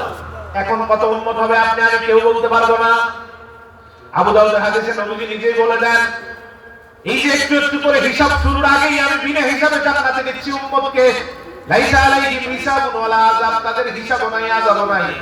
এমন করে করে একটু একটু করে আমার উম্মতকে যখন নেওয়া শুরু করলাম, দ্বিতীয় দফায় যখন এক এক জনের সাথে 50,000 করে আল্লাহ দিলেন, এরপরে তাকিয়ে দেখি আমার 3 ভাগের 1 ভাগ উম্মত জান্নাতি হয়ে গেছে। সুবহানাল্লাহ। আর বাকি কয় ভাগ? না, একেবারে বাকি কয় ভাগ? বাকি আর কয় ভাগ? এই 2 ভাগের খবর তো নবী নিবে না। কি মনে হয়? কথা কও নাকি আহলে কবিশের মতো মনে করেন নবী আমাদেরকে তো চিনবেই না, নিজের মেয়ে ফাতেমারও চিনবে না? নাউজুবিল্লাহ। চিনছেন আহলে কবিশ? আছে এলাকায় দুই একটা? আছে আছে। আল্লাহ হেদায়েত দাও, বলেন আমিন। বেঈমান, চূড়ান্ত বেঈমান যারা বলে নবী নাকি নিজের কবরেও চিনবে না, হাসরেও চিনবে না। বেঈমান বুখারীর হাদিসটা আল্লাহ নিজে বলবেন আপনি বাছাই করে নেন, নিজে না চিনলে বাছাই করবে কেমন? ঠিক কি না? চিনবে বলেই তো বাছাই করবে, বাছাই করে নিয়ে যাবেন। প্রথম 50,000, তারপর 50 দল করে, প্রত্যেক দলের সাথে 50,000 করে করে, তারপর প্রতি একজনের সাথে 50,000 করে করে 3 ভাগের 1 ভাগ উম্মত হিসাবের আগেই জান্নাতি। নবী চিনবে কি চিনবে না? আরেক বেঈমান আহলে খবিস, এটার নাম আব্দুর রাজ্জাক বিন ইউসুফ, চূড়ান্ত পর্যায়ের খবিস। কয় নবীজি নিজেই নিজের হিসাবের জন্য ফেলফেল করে তাকায় থাকেন। হাদিসে কি বলে দেখেন, নবী নিজের তাকাবেন কেন, বরং উম্মতের হিসাব সহজ করে জান্নাতে নিবেন। ঠিক কি না বলেন? আর বেঈমান ঈমান হারা গোমরাহ মুসা ইসরাঈলের দালাল বলে নবী নাকি নিজেই আটকা পড়বে। নাউজুবিল্লাহ। এদের সাথে ইসলাম মুসলমানের সম্পর্ক নাই। কি মনে করেন? আমরাও দেখি নাই। এদের সাথে সরাসরি হটলাইন ইসরায়েলের সাথে। ইসরায়েলের ইহুদিবাদী মুসাদের টাকা এরা বাংলাদেশে 2 নম্বরই করে। এবং এই টাকাতে আসে এরাই যারা বলছে, আমরা বলি না ভাই। 3 দিনের তাবলীগ ইজতেমা হয় তাদের আহলে হাদিসের, রাজশাহী নওদাপাড়া। ওইখানে একদিন এক বক্তা দাঁড়ায় বলতেছে সৌদি আরব থেকে এত এত টাকা মুজাফফর বিন মহসিনের কাছে আসছে, ওই টাকা সে আমাদের কাউকে দেয় নাই, একাই মেরে দিচ্ছে। আমরা বলতেছি একটা আরেকটারে বলতেছে ভাগ না পাই, একটা আরেকটারে বলতেছে, ওদের সাংগঠনিক সচিব, সে দাঁড়ায় বলতেছে সৌদি আরব থেকে এত এত রিয়াল আসছে, কথা ছিল এগুলো সব দিয়ে বাংলাদেশে কাজ করবে, এগুলো নাকি মুজাফফর বিন মহসিন নামে একটা আছে, ওইটা নাকি কাউকে না দিয়ে একাই মেরে দিচ্ছে। তাহলে এই বার্তা আমরা ক্লিয়ার হলাম, সৌদি আরব থেকে ইহুদিবাদী ইসরায়েল সৌদির মাধ্যমে অসংখ্য টাকা বাংলাদেশে পাঠায় যাতে এরা আমাদের ঈমান হরণ করতে পারে। ঠিক আছে? এবং এরা এদের কাজ পরিচালনা করে। দেখবেন হুট করে মাদ্রাসা একটা করে ফেলছে কোটি কোটি টাকা, এলাকার কারো কোনো দান অনুদান নেওয়ার দরকার নেই, দাঁড় করায় ফেলছে মাদ্রাসা, দাঁড় করায় ফেলে মসজিদ। টাকা কোন জায়গা? ভায়া মাধ্যম হচ্ছে সৌদি আরব। এবং সৌদি আরব আবার দেখেন, আরো ক্লিয়ার করি, প্রিন্স, বর্তমান প্রিন্স বলছেন ওহাবিবাদ প্রচার করার জন্য আমেরিকা হিউজ পরিমাণ ডলার আমাদেরকে দিচ্ছে। অর্থ কি দাঁড়ালো? প্রিন্সের স্টেটমেন্ট, প্রিন্স বলছে আমেরিকা দিছে ওহাবিবাদ প্রচার করার জন্য, আমেরিকা দিছে ইসরায়েল দিছে আমেরিকাকে, আমেরিকা দিছে সৌদি আরবকে, সৌদি আরব দিতেছে বাংলাদেশের আহলে খবিসকে। তো টাকাটা কি হলো? ইসরায়েল হয়ে, ইসরায়েল থেকে আমেরিকা হয়ে, সৌদি আরব হয়ে বাংলাদেশে আসতেছে যাতে মানুষদেরকে রাসূলের প্রেম থেকে দূরে সরিয়ে রাসূলুল্লাহর ভালোবাসা থেকে বিমুখ করে বেঈমান করতে পারে। আল্লাহ আমাদের বুঝার তৌফিক দান করুন, বলেন আমিন। এই বেঈমানদের ফাঁদে আমরা পা দিব না, আল্লাহ হেফাজত করুন, বলেন আমিন। কয় রাসূলুল্লাহ সাল্লাল্লাহু আলাইহি ওয়াসাল্লাম হিসাব নিয়ে পেরেশান থাকবেন, আরেকটা কয় রাসূল কবরে কাউকে চিনবেন না, আরেকটা কয় কবরে তো নবী মাটির সাথে মিশে যাবে। আরো জোরে বলতে হবে না? নাকি এরকম আকীদা আমাদের 2 একজনের আছে? নবী জিন্দা না মরা? জোরে বলেন। এখনো নবী জিন্দা না মরা? কিয়ামত পর্যন্ত নবী জিন্দা না মরা? কোন ঈমানদার নবীজিকে মৃত মনে করতে পারে? ঈমান থাকবে না, ঈমান থাকবে না। সহিহ মুসলিম 2472 নম্বর হাদিস, নবীজি আরেক নবীর ব্যাপারে বলেন, যখন মেরাজ রাতে বাইতুল্লাহ থেকে বাইতুল মাকদাসে যাচ্ছি, সুবহানাল্লাযী আসরা বিআবদিহি লাইলাম মিনাল মাসজিদিল হারাম ইলাল মাসজিদিল আকসা, যাত্রা শুরু হলো হারাম থেকে, বাইতুল্লাহ থেকে, বোরাকে করে যাচ্ছি মসজিদে আকসা ফিলিস্তিনে। তে আপনি ম্যাপ দেখলে বুঝবেন, সৌদি আরব থেকে ফিলিস্তিনে যাওয়ার সময় মিশরের একটা অংশ পড়ে। রাসূলুল্লাহ সাল্লাল্লাহু আলাইহি ওয়াসাল্লাম বলেন কাসিবে আহমার, মিশরের লাল পাহাড়ের উপর দিয়ে যখন আমি যাচ্ছি বোরাকে করে, আমার মনে হলো, মুসলিমের হাদিস 2475, আমার মনে হলো আরে এই লাল পাহাড়ের উপর তো আমার ভাই মূসা শায়িত আছে। সুবহানাল্লাহ। তো আমি লাল পাহাড়ের উপর থেকে তাকালাম, দেখি তো মূসা কি করে। আমি যখন তাকালাম, রাআইতু ওয়া হুয়া কাইমুন ইউসাল্লি ফি কবরি, তাকিয়ে দেখি মূসা কবরের উপর দাঁড়িয়ে দাঁড়িয়ে নামাজ পড়ে। সুবহানাল্লাহ। মূসা জিন্দা না মরা? না মরা মানুষ নামাজ পড়ে? জিন্দা না মরা? জিন্দা। জোরে বল। জিন্দা। নবী সাল্লাল্লাহু আলাইহি ওয়াসাল্লাম বলেন সব নবী জিন্দা, আহইয়াউন ফি কুবুরিহিম ইউসাল্লুন, শুধু জিন্দা না, নামাজও পড়ে যেমন মূসা পড়তেছে। ওয়া ইউরযাকুন, সব সময় আল্লাহর জান্নাত থেকে রিজিক পায়। সুবহানাল্লাহ। নবীরা জিন্দা না মরা? জিন্দা। ইসলামের আকীদা, মুসলিমের আকীদা, নবী জিন্দা না মরা? জিন্দা। সহিহ মুসলিমের 2475 নম্বর হাদিসের আকীদা, নবী জিন্দা না মরা? জিন্দা। এবার আসেন, নবীজি তো মেরাজ রাতে বাইতুল্লাহ থেকে গেছেন বাইতুল মাকদাসে কিসে করে? বোরাক। বলেন কিসে করে? আমাদের টমটমের মতো গতি, আলোর গতির থেকে 1000 গুণ বেশি গতি। চোখের পলকের আগেই নবী বাইতুল্লাহ থেকে মক্কা থেকে চলে গেছেন, চোখের পলকের 1000 গুণ আগে বাইতুল্লাহ থেকে চলে গেছেন বাইতুল মাকদাসে, মক্কা থেকে ফিলিস্তিনে। তো নবী সাল্লাল্লাহু আলাইহি ওয়াসাল্লাম দেখে গেছেন মূসাকে নামাজ পড়ে কই? মিশরে। কোথায়? মিশরের লাল পাহাড় কাসিবে আহমারের উপর নামাজ পড়তেছে, বোরাকের গতিতে গেছেন। চিন্তা করে দেখেন, চোখের পলকের 1000 কোটি গুণ আগে চলে গেছেন। গিয়ে দেখেন, রাসূল বলেন আমি গিয়ে দেখি মূসা বসে আছে প্রথম কাতারে। মুহূর্তের ঘটনা। দেখে গেছি মূসা নামাজ পড়ে মিশরে। ওইখানে সব নবী রাসূলের পিছনে 2 রাকাত নামাজ পড়ছে না? ইমামকে ইমামকে মুক্তাদি কারা? 2,24,000 নবী, সব নবী। রাসূল ইমাম, সব নবী মুক্তাদি। নামাজ হয়েছে কয় রাকাত? মেরাজ রাতের ঘটনা। রাসূল তো দেখে গেছেন কাসিবি আহমদ মিশরে নামাজ পড়ে, চোখের পলকের 1000 গুণ আগে মিশরে ঢুকে দেখেন, ফিলিস্তিনে ঢুকে দেখেন মূসা আলাইহিস সালাম বসে আছেন প্রথম কাতারে। সুবহানাল্লাহ। নামাজ শেষ। এবার বোরাকের থেকে আরো 1000 গুণ গতি সম্পন্ন রব গেছেন উপরে। রাসূলুল্লাহ সাল্লাল্লাহু আলাইহি ওয়াসাল্লাম বলেন ষষ্ঠ আসমানের দরজা খুলে দেখি মূসা দাঁড়িয়ে আছে। সুবহানাল্লাহ। এক রাতে এট এ টাইম মূসাকে দেখছেন কয় জায়গা? মরা। বড় জোরে বলেন, মরা না জিন্দা? এরপরও কি আর ক্লিয়ার করতে হবে? হাদিস তিনটা বুখারী মুসলিমে। দেখে গেছি মিশরে যেখানে রওজা, আমি চলে গেছি চোখের পলকের 1000 গুণ আগে ফিলিস্তিনে, গিয়ে দেখি প্রথম কাতারে। তার থেকেও 1000 গুণ আগে 1000 গুণ গতি সম্পন্ন রব গেছি আসমানে, ষষ্ঠ আসমানের দরজা খুলে দেখি মূসা দাঁড়িয়ে আছে। সুবহানাল্লাহ। এক মূসা কয় জায়গায়? জোরে বলেন। এবার আসেন, এক মূসা যদি 3 জায়গায় থাকতে পারেন, যিনি মূসার নবী, সব নবীর নবী, আমাদের নবী, তিনি 3 কোটি জায়গায় থাকতে পারবেন। বিশ্বাস হয় না? অটো বিশ্বাস। মূসা 3 জায়গায়, যিনি মূসার নবী, তিনি আরো বেশি জায়গায় থাকবেন। ক্ষমতা কার? আল্লাহ। নাকি নবী নিজের ক্ষমতা যাবেন? ক্ষমতা কার? আল্লাহ। আবার বলেন, ক্ষমতা কার? আল্লাহ। এই মাহফিলে আসার ক্ষমতা আছে না নাই? আছে। আসতে বলবেন। আছে। মিলাদ মজলিসে আসার ক্ষমতা আছে না নাই? আছে। পৃথিবীর যে কোনো প্রান্তে আমার রাসূল আসার ক্ষমতা আছে না নাই? আছে। ক্ষমতা দিয়েছেন কে? আল্লাহ। এগুলো বললে কয় শিরক করে ফেলছে। নাউজুবিল্লাহ। আচ্ছা, কিছু শিরক তোমাদের ধরি। দেওবন্দের প্রতিষ্ঠাতা, উনি ওনার কিতাবে লিখছেন, আমি ঘুমিয়ে আছি, হঠাৎ স্বপ্নে দেখি রাসূলুল্লাহ সাল্লাল্লাহু আলাইহি ওয়াসাল্লাম। দেখতে পারেন নবীজি স্বপ্নে দেখা দেন, ঠিক কিনা? যে নবীকে স্বপ্নে দেখছে সে বাস্তবে দেখছে, বুখারীর হাদিস। শয়তান আমার সুরত দেখতে পারে না। আচ্ছা, তারা দেখা দিয়েছে স্বপ্নে রাসূলুল্লাহ। দেখা দেওয়ার পরে এরপরে তিনি বলতেছেন, একটা লাঠি দিয়ে চতুর্দিকে নবীজি একটা দাগ দিয়েছেন। দাগ দিয়ে বললেন, এই দাগের ভিতরে একটা মাদ্রাসা হবে। কে বলতেছে? ঘটনা বলতেছে।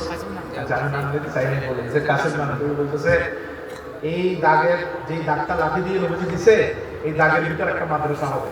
ওই সময় তার দেওবন্দ এত বড় হবে এটা নাই, একটা মাদ্রাসা হবে। কাসেম নানতুবি বলেন, সকালবেলা উঠে দেখি যেভাবে রাসূল দাগ দিয়েছেন হুবহু সেই দাগ আছে। তার মানে নবী দেওবন্দে আসছেন। নবী দেওবন্দে আসছেন, ঠিক কিনা? ওনার স্টেটমেন্ট অনুযায়ী নবী দেওবন্দে আসছেন, লাঠি দিয়ে দাগ দিয়েছেন, সেই দাগ উনি আবার সকালে দেখছেন। তো রাসূল যদি দেওবন্দে আসতে পারে, আমাদের মিলাদ মজলিসে পারবে না কেন? তোমার আকীদা যদি দেওবন্দে আসতে পারে, আমার আকীদা পৃথিবীর যে কোনো জায়গায় যেতে পারে। এরপরও কয় বুঝে না। বেটা না বুঝলে তোমাদের আকাবের ধরো, যদি শিরক হয় প্রথম মুশরিক হবেন কাসেম নানতুবি। রাসূল আসতে পারে কি পারে না? পারে। ক্ষমতা দিয়েছেন কে? আল্লাহ। আরো জোরে বলেন, আল্লাহ। মূসা আলাইহিস সালাম কয় জায়গায়? 3 জায়গায়। ঘটনা মেরাজ রাতে, হাদিস বুখারী মুসলিমে। মূসা 3 জায়গায় থাকতে পারলে আমার নবী আরো অনেক বেশি জায়গায় থাকবেন, ঠিক কি না? আল্লাহ বুঝার তৌফিক দান করুন, বলেন আমিন। আল্লাহ হাবিব সাল্লাল্লাহু আলাইহি ওয়াসাল্লাম বলেন, 3 ভাগের 1 ভাগ উম্মত জান্নাতে চলে গেল, আর বাকি 2 ভাগ, এই 2 ভাগকে নবী কিভাবে জান্নাতে নেবেন, কোন নিয়ামত দিয়ে নেবেন? ইন্না আ'তাইনাকাল কাউসার। একের পর এক নিয়ামত দিচ্ছেন আল্লাহ। 4 নাম্বার নিয়ামত হচ্ছে শাফাআত। সুবহানাল্লাহ। এটার নাম কি বললাম? শাফাআত মানে কি? কই আহলে কবির কয় শাফাআত বলতে কিছু নাই। নাউজুবিল্লাহ। কয় শাফাত বলতে যত জায়গায় রাসূলের শান মর্যাদা দেখবেন সব জায়গায় আঘাত করে আহলে খবুস। এগুলোর নাম কি? আবার বলেন নাম কি?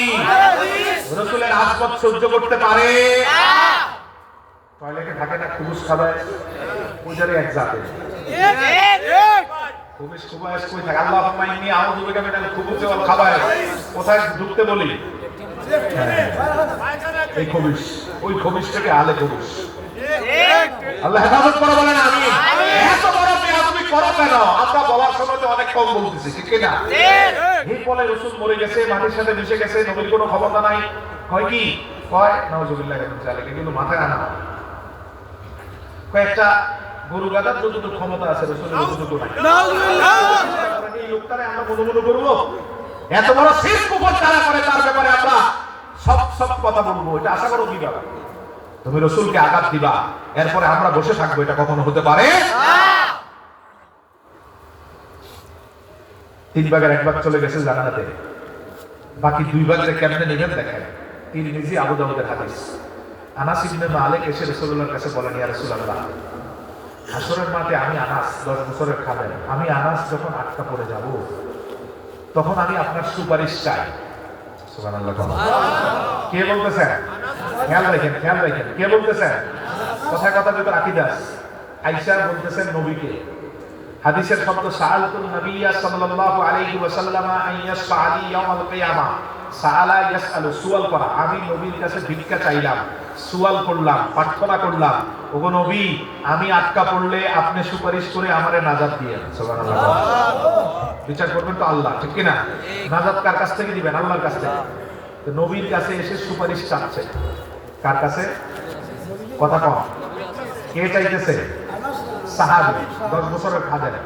10 বছরের খাদেম রাসূলের কাছে এসে বলতেছে, আমি আপনার কাছে সুপারিশ চাই, ভিক্ষা চাই। আর বাংলাদেশের আহলে খবীস পেতেছে নবীর কাছে সুপারিশ চাওয়া হারাম। নাউযুবিল্লাহ। আরো জোরে নাউযুবিল্লাহ। সাহাবী যেই কাজ করতেছে, এই কাজ যারা হারাম বলে তাদের ঈমানের সমস্যা আছে না নাই? আছে। তার মানে সে সাহাবীকে প্রশ্নবিদ্ধ করতেছে। তিরমিজি 3465 নম্বর হাদিস, সহিহ হাদিস। সাআলতুন নবিয়্যা সাল্লাল্লাহু আলাইহি ওয়াসাল্লাম আন ইয়াশফা লি ইয়াউমাল কিয়ামা। ওগো নবী হাসরে আমি আটকা পড়লে আপনি সুপারিশ করে আমারে জান্নাতে নিবেন। রাসূল বলেন, আনা ফাইলুন, রে আমার আনাস, আদরের আনাস, শুধু তোমাকে না আমি আমার সব উম্মতকে সুপারিশ করব। সুবহানাল্লাহ। আমরা আছি না নাই? আছি। কথা কম না? আছি। একটু জোরে আলহামদুলিল্লাহ বলবেন না? আলহামদুলিল্লাহ। নবী আমাদের ভুলে যায় না। কিয়ামতের ময়দানে সবাই ভুলে যাবে। রব্বুল আলামিন সূরাতে আয়াত নাযিল করে বললেন, ইয়াউমা ইয়াফিরুল মারউ মিন আখিহি ওয়া উম্মিহি ওয়া আবিহি ওয়া সাহিবাতিহি ওয়া বানিহি লিকুল্লি ইমরিইন মিনহুম ইয়াওমাইযিন শাআনুন ইউগনি। আল্লাহ সুবহানাহু ওয়া তাআলা স্পষ্ট বললেন, সবাইকে ভুলে যাবেন। বাবা তার সন্তানকে ভুলে যাবেন, মা তার ছেলেকে ভুলে যাবেন, স্বামী তার স্ত্রীকে ভুলে যাবেন, ভাই তার ভাইকে ভুলে যাবেন। কেউ কাউকে মনে রাখবে না, বাবা তার ছেলের ছেলে বলে পরিচয় দিবে না। হাদিসে কঠিন কথা আসছে, সময় কম। বাবা তার ছেলের কাছে গিয়ে বলবে, বাবা আমি তোমার কেমন বাবা ছিলাম? ছেলে বলবে, আপনি অনেক উত্তম বাবা ছিলেন, জীবন যৌবন সব শেষ করছেন, আমার পড়াশোনায় আমার বিদেশ দিচ্ছেন, আমার কাপড় চোপড় কিনে দিচ্ছেন, শীতকালে আমার টেক কেয়ার করছেন, অসুস্থ হইলে হাসপাতালে দৌড় দিচ্ছেন, নিজে না খাই আমারে খাওয়াইছেন। বাবারা এমন করে না? এটা বলবে, আপনি আমার উত্তম বাবা ছিলেন। স্টেটমেন্ট নিবেন আগে বাবা। ছেলেরা এবার বলবে, বাবা একটা নেকি দেওয়া আমার। সাথে সাথে ছেলে বলবেন, আপনার সাথে আমার কোনো সম্পর্ক নেই। কে বলতেছে? সারা জীবন যে ছেলের পিছনে শেষ করছেন, এই ছেলের জবাব। হাদিস ইয়াউমা ইয়াফিরুল মার, কিভাবে সরে যাবে এটা বিস্তারিত বর্ণনা নবী চিত্র তুলে ধরছেন। এই কথা বলে সরে যাবে। আজকে আপনার সাথে আমার কোনো সম্পর্ক নেকি দেওয়া তো দূরে থাক, বরং কোন হারামের ইনকাম আমারে আজকে যদি খাওয়াই থাকেন দুনিয়ায়, এটার বিচার আল্লাহর কাছে আমি চাইবো। আল্লাহ হারাম আমি খাই নাই, আমারে জোর করে বাপে খাওয়াইছে, অতএব গুনাহ হইলে আমার বাপের আমলনামায় যায়। নাউজুবিল্লাহ। নেকি তো দিবেই না, গুনাহ আপনার মাথায় যাওয়ার চিন্তা করে দাঁড়িয়ে থাকে। আল্লাহ বলেন চিনবে না, পরিচয় দিবে না। ব্যর্থ হয়ে লোকটা স্ত্রীর কাছে যাবে, কেমন স্বামী ছিলাম আমি তোমার। স্ত্রী বলবেন, দীর্ঘ 40 বছরের সংসার আপনার সাথে, 50 বছরের সংসার, আমাদের জন্য আপনি কষ্ট করে গেছেন, নিজের সুখ করেন নাই, শুধু আমাদেরকে দিয়ে গেছেন, আমাদেরকে অভাব অনটনের মুখে ফেলেন নাই, খুব উত্তম স্বামী ছিলেন। ছেলের কাছে একটা চেয়ে তো পায় নাই, স্ত্রীর কাছে বলবে আমি একটা চাই না, একটারে 70 ভাগ করে 70 ভাগের 1 ভাগ নেকি দাও। চিন্তা করেন কি অসহায়। ছেলের কাছে একটা চাইলে পায় না, উনি বুঝছেন একটা চাইলে পাবো না, একটারে 70 ভাগ করে এটুকু নেকি দাও। স্ত্রী বলবেন আপনারা আমি চিনি না। কে বলবে? ওই দিন আপনার বাবাও নাই, আপনার মাও নাই, আপনার ভাইও নাই, আপনার সন্তান নাই, কেউ আপনার নাই। এমন কঠিন ময়দানে আল্লাহ ফেলে দিবে। ঈসা আলাইহিস সালাম বলেন আমার তো বাবা নাই, শুধু মায়ের মাধ্যমে দুনিয়ায় আসলাম। হাসরের ময়দান কেমন শুনে নাও। ময়দানের এই কঠিনতার কারণে আমি আমার আপন মাকেও ভুলে যাব।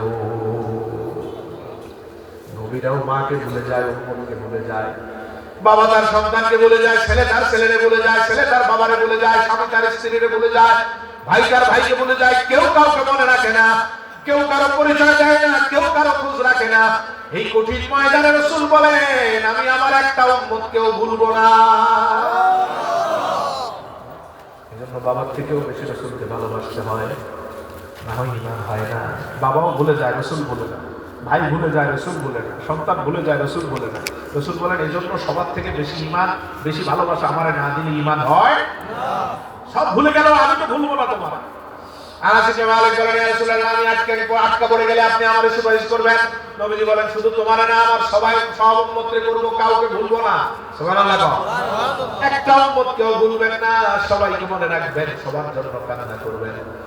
আনাস বলেন কই খুঁজে পাবো আপনারে?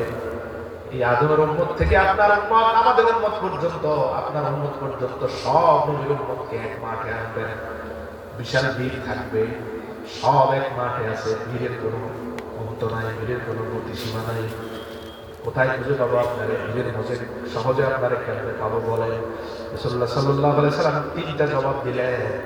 1 নাম্বার বললেন ফাতরুবনি ইনদাস সিরাত। আমারে সহজে খুঁজে পাওয়ার জন্য প্রথম স্টেশনের নাম হচ্ছে ফুলসেরাত। কি নাম? এটা কি? এটা জান্নাত ফুল। কিসের উপরে? জিসরুল আলাম না, জাহান্নামের উপরে ব্রিজ, সূক্ষ্ম, তীক্ষ্ণ, ধারালো, আরো আরো আরো অনেক, যে বলে শেষ করার মতো না। এই ধারালো, খুব ধারালো থাকবে, চুলের থেকে শুকনো থাকবে, জানেন আপনারা সবাই। ফুলসেরাত জাহান্নামের উপর ব্রিজ, পার হয়ে গেলে জান্নাত, নিচে পড়ে গেলে কই? ব্রিজটা তো জাহান্নামের উপর, নিচে পড়ে গেলে আল্লাহ রাসূল সাল্লাল্লাহু আলাইহি ওয়াসাল্লাম বলেন হে আমার উম্মত, সবচেয়ে কঠিন জায়গার অন্যতম একটা জায়গার নাম ফুলসেরাত। সবাই যখন যে জায়গায় পেরেশানি থাকবে, কি হয় না কি হয়, সেই কঠিন জায়গায় কেউ নাই, কেউ নাই, কেউ নাই। আল্লাহ আদেশ দিলেন ফেরেশতারা তোমারে নিয়ে যাবে গোড়ায়। গোড়ায় নিয়ে যাওয়ার পরে ডান দিকে তাকিয়ে দেখবা আমি হাত তুলে দাঁড়িয়ে আছি। কেউ নাই, আমি আছি, আমি চলে যাব না, আমি থাকবো। রাসূল বলেন 2টা হাত উপরের দিকে উত্তোলন করে থাকবো। কেন উত্তোলন করে থাকবেন? ফুলসেরাত পার হতে গিয়ে প্রথম ধাক্কায় যারা পড়ে যেতে থাকবে, তারা বুক দিয়ে আঁকড়ে ধরতে চাইবে পোলটাকে, ঝাঁঝরা হয়ে যাবে, গোশতগুলো গড়গড় করে টুকরা হয়ে পড়বে, রক্ত স্নান হয়ে যাবে। রাসূলুল্লাহ হাত উত্তোলন অবস্থায় বলবেন আল্লাহ আর তো সহ্য হয় না, এই যে দল উম্মত করে যাওয়ার জন্য চেষ্টা করে ধরে আছে তাদেরকে পার করে দেয়। আমি বলার সাথে সাথে বিসমিল্লাহ দেয়, পার হয়ে যাবে। নবী আছে না নাই? ধরে বল, আমার রাসূল আছে না নাই? না মরে গেছেন, মাটির সাথে মিশে গেছেন, মৃত নবী। ইন্না আতাইনাকাল কাউসার, হাবিব আমার একের পর এক নিয়ামত দিচ্ছি। 4 নাম্বার নিয়ামত সুপারিশ। রাসূলুল্লাহ বলেন হাত উত্তোলন করে আমি বলবো আল্লাহ পার করে দেন, পার করে দিবেন। পরের একদল উম্মত দেখবো এরা বুক দিয়ে ধরতে পারে না, হাত দিয়ে ঝুলে আসছে, হাত ছিঁড়ে ছিঁড়ে পড়ে যাওয়ার উপক্রম, ঝরঝর করে রক্ত পড়ছে, কষ্টগুলো পড়ে যাচ্ছে। আমি হাত উত্তোলন অবস্থায় আল্লাহরে বলবো আল্লাহ আর তো সহ্য হয় না, পার করে দেন, পার করে দেন। বলার সাথে সাথে ওই দল উম্মতকে আল্লাহ পার করে দিবে। আমার কাজ হচ্ছে বাইপাস, উম্মতকে সহজে জান্নাতে নেওয়া। আমি ওই জায়গা থেকে আরেক দল উম্মতের জান্নাতে নিয়ে নিলাম। 3 ভাগের 1 ভাগ আগে চলে গেল, 2 ভাগের থেকে একটা অংশ, বিরাট একটা অংশ ফুলসেরাত থেকে দূর করে দিলাম। আনাস রাদিয়াল্লাহু আনহু বলেন ফাতলুবনি ইনদাল মিজান, যেখানে তোমাদের আমল পরিমাপ করা হবে আনাস, ওই মিজানের পাশে দেখবা আমি নবী দাঁড়িয়ে আছি। সুবহানাল্লাহ। আছে না নাই? আছে, মিজানও আছে, ফুলসেরাতও আছে। মিজানে যাদের পাল্লা ভারী হতে থাকবে দোয়া করে করে এমন অনেককে আমি জান্নাতে নিয়ে যাব। ফাতলুবনি ইনদাল হাউদে কাউসারে, তো আমি নিজের হাতেই পানি দিব, সেখানেও আমারে পাবা। তিনটা জবাবের মাধ্যমে নবী আনাসকে বুঝায় দিলেন যে আনাস, মূলত হাসরের ময়দানে কষ্ট করে আমার উম্মত আমারে খুঁজে বের করার দরকার হবে না। সুবহানাল্লাহ কর। খেয়াল করে দেখেন, আমার উম্মত আমারে কষ্ট করে খোঁজার দরকার হবে না, বরং উম্মত যে যেখানে বিপদে পড়বে আমি নবী সেখানেই হাজির। কারো বিপদ পৌঁছাতে আমি আসি, কারো বিপদ মিজানে আমি আসি, কারো বিপদ হাউজে কাউসারে আমি আসি, কারো বিপদ কিতাব দেওয়ার সময় আমি আসি, কারো বিপদ কিতাবাত কাফা বিনাফসিকা আল-ইয়াওমা আলাইকা হাসিবা, কিতাব পাঠ করার সময় কারো বিপদ আমি আসি, আমল নামা পিছনে নাকি ডান দিক থেকে নাকি সামনে থেকে দিলে আমি সেখানেও আসি। পুরা হাসরের ময়দানে উম্মতকে শান্ত করার জন্য আমি সব জায়গায় হাজির। সুবহানাল্লাহ। আল্লাহ। নবী আছে না নাই? আছে। আর আমি আর আপনি পরে পরে দুনিয়াতে নবীর বিরুদ্ধে ফতোয়াবাজি করি, ঠিক না? ঠিক। মুখে যা আসে তাই বলি। কেউ একটু নবীরে দাঁড়িয়ে সালাম দিলে চেহারা কালো হয়ে যায়, ঠিক কথা? ঠিক। আল্লাহ হেফাজত করো, বলে না আমিন। নবী সাল্লাল্লাহু আলাইহি ওয়াসাল্লাম বলেন, 4 নম্বরে নিয়ামত, হাসরের ময়দান থেকে ফুলসিরাতের জায়গা থেকে একদল জান্নাতে নিলাম, মিজানের পাল্লার গোড়া থেকে আরেক দল জান্নাতে নিলাম, হাউজে কাউসারের ওই জায়গা থেকে আরেক দল, আমল নামার জায়গা থেকে আরেক দল, এমন করে করে বিশাল আরেক দল উম্মতকে আমি জান্নাতে নিয়ে যাব। সুবহানাল্লাহ। আছে না নাই নবী? আছে না নাই? এবার কারা যখন বাকি দেখেন, রাসূল বলেন ফুলসিরাত সবাই পার হতে পারবে না, একদল না একদল নিচে পড়েই যাবে, জাহান্নামে পড়ে যাবে। যাদের আমলের ত্রুটি আছে, যাদের পর্দায় ত্রুটি, হালাল হারামে ত্রুটি, যারা সুদ খায়, ঘুষ খায়, নামাজ পড়ে না, বেপরদায় চলে, ব্যবসা হালাল ভাবে করে না, ওজনে কম দেয়, খাদ্যে ভেজাল দেয়, ফরমালিন দেয়, আছে না? এগুলো বিপদ, পড়ে যাবে মিস। আল্লাহর হাবিব সাল্লাল্লাহু আলাইহি ওয়াসাল্লাম বলেন একদল জাহান্নামে পড়ে যাবে, আমি তো রাহমাতুল লিল আলামিন, ওদেরকে জাহান্নামে রেখে আমি শান্তিতে থাকতে পারবো না। এতক্ষণ আমি আমার উম্মতকে পার করার জন্য কখনো হাত তুলে দোয়া করলাম, কখনো কান্না করলাম, কখনো আল্লাহর দিকে তাকায় রইলাম, কখনো আল্লাহকে বললাম, যখন দেখবো জাহান্নামে পড়ে গেছে, এদেরকে উদ্ধার করার জন্য এবার সরাসরি গিয়ে আল্লাহর সামনে সিজদায় পড়ে যাব। সুবহানাল্লাহ।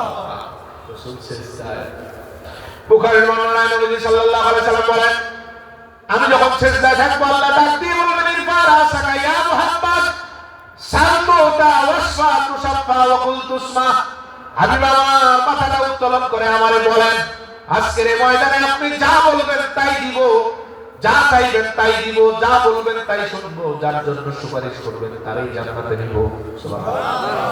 কারণ আল্লাহর ওয়াদা আছে, ওয়ালা সাওফা ইউতিকা রাব্বুকা, খুশি হওয়া পর্যন্ত আমার দেওয়া বন্ধ নাই, ওয়াদা তো আছে সূরা দোহাতে। অতএব আমি আমার ওয়াদা লঙ্ঘন করি না। আপনি চাইলেই দিব, বললেই শুনবো, সুপারিশ করলেই জান্নাতে নিব। সুবহানাল্লাহ।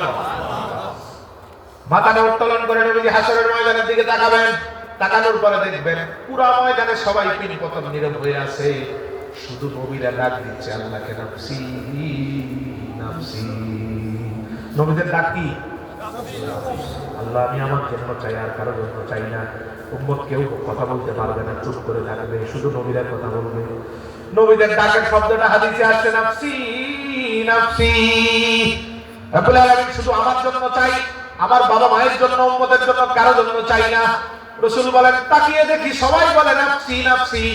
মাথাটা উত্তোলন করে আমি ব্যতিক্রম আওয়াজ দিয়ে বলবো, উম্মতি উম্মতি।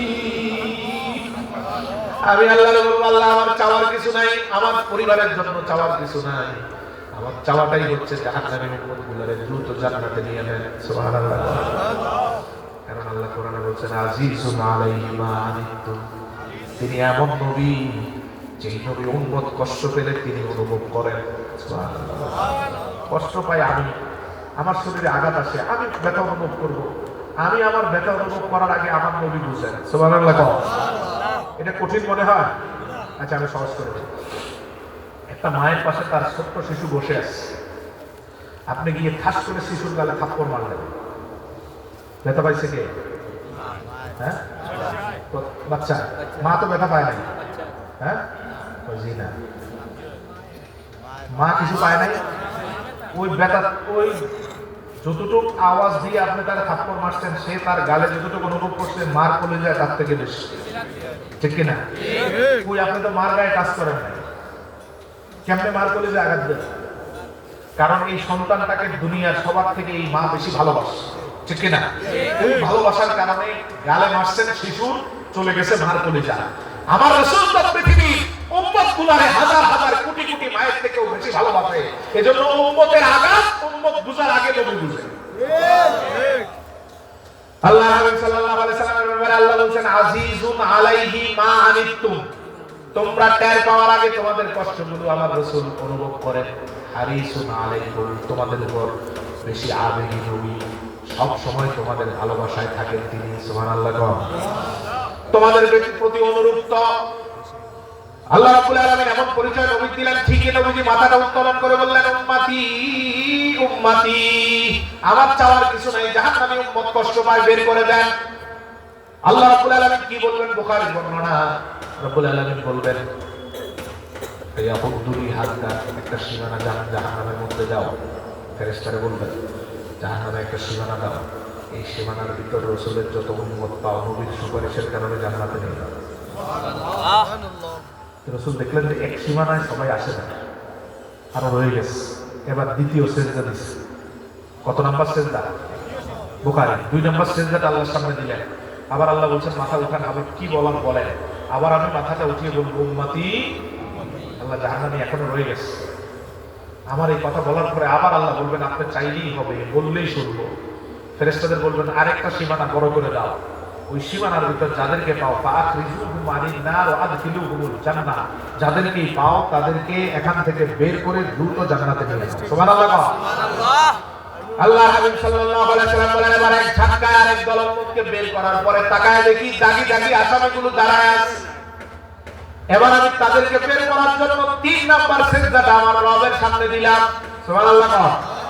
তৃতীয় সিজদাটা আমার রবের সামনে যাওয়ার পরে আবার আল্লাহ বলবেন ইরফারা সাকাইয়া মুহাম্মদ সালতুকা ওয়াসফাতু সাফা ওয়া কুলতু উসমা, হাবিব আমার মাথা উত্তোলন করে আপনি আজকে বলেন, যা বলবেন তাই দিব, যা চাইবেন তাই দিব, যা বলবেন তাই শুনবো, যার জন্য সুপারিশ করেন তারই জান্নাতে দিব। রাসূলুল্লাহ মাথাটা উত্তোলন করে বলবেন উম্মতি উম্মতি। আল্লাহ বলবেন আর কয়বার মাথা নামাবেন? আর যাতে মাথা নামাতে না হয় এজন্য আখরিজ মান ক্বালা লা ইলাহা ইল্লাল্লাহ মুখলিসা, জীবনে একবারও যারা লা ইলাহা ইল্লাল্লাহ মুহাম্মাদুর রাসূলুল্লাহ অন্তর থেকে বলেছে তাদের সবাইকে বের করে নেন। সুবহানাল্লাহ। কি বলছেন আল্লাহ? শুধু লা ইলাহা ইল্লাল্লাহর ইয়াকিনটা একবার যারা মুখ থেকে বলছে এদের সবাইকে বের করে দেন। রাসূলুল্লাহ সাল্লাল্লাহু আলাইহি ওয়াসাল্লাম বলেন এই সুযোগ পাওয়ার পরে এক ঝটকায় যখন আমার উম্মত বের করব, পিছনের দিকে তাকাবো, হাত্তা লা ইয়াবকা ফিন নারি ইল্লা মান হাবাসাহুল কুরআন, তাকায় দেখবো আমার আর একটা উম্মত জাহান্নামে নাই, সব বের হয়ে গেছে। সুবহানাল্লাহ। আছে না নাই? নাই। নবী নাই? জোরে বল। আছে। নবী আছে না নাই? আছে। আমরা আমাদের আমলে নয় বরং নবীর সুপারিশেই জান্নাতে যাব, ঠিক কি না বলেন? তার মানে আমল ছেড়ে দিতে হবে। হ্যাঁ? না। আমল তো দরকার নাই। আছে। সুপারিশ যেটা আছে, সুপারিশ কারে করবেন? আমল না থাকলে আস্তে আস্তে এই ইফেক্ট আসবে ঈমানের উপর, ঠিক কি না? নামাজ ছাড়তে ছাড়তে ছাড়তে যখন আর নামাজই করবে না, ওইটা ঈমানদার আর থাকবে না। আল্লাহ এর ঈমান করে করেই না নামাজ, সম্পর্কেই নেই নামাজ। অতএব আমল যখন একদম ছেড়ে দিবেন, আমল যখন যত বেশি অনুগ্রহ আবেগী থাকবেন আমলের উপর, ততই রাসূলের সুপারিশটা তাড়াতাড়ি পাওয়া যায়। আচ্ছা, সব উম্মত বের হয়ে গেছে, এখন নবী তো জান্নাতের কাছে এখনো যায় নাই, ঠিক না? এখনো যায় নাই, এখনো উম্মতের নাজাত নিয়ে আল্লাহর সামনে আছে। নবীজি বলেন সব উম্মত জান্নাতের দরজায় দাঁড়িয়ে আছে। আদম আলাইহিস সালাম এসে জান্নাতের দরজায় নক করেন আদম আলাইহিস সালাম। ভিতর থেকে ফেরেশতা বলে মান আনতা, কে আপনি? আদম বলেন আনা আদম সফিউল্লাহ, আমি আল্লাহর নির্বাচিত নবী আদম আসছি, খোলো। ফেরেশতা বলে খোলার অনুমতি নাই। ইব্রাহিম আসছে, আমি আল্লাহর বন্ধু ইব্রাহিম, খোলো। ফেরেশতা কয় খোলার অনুমতি নাই।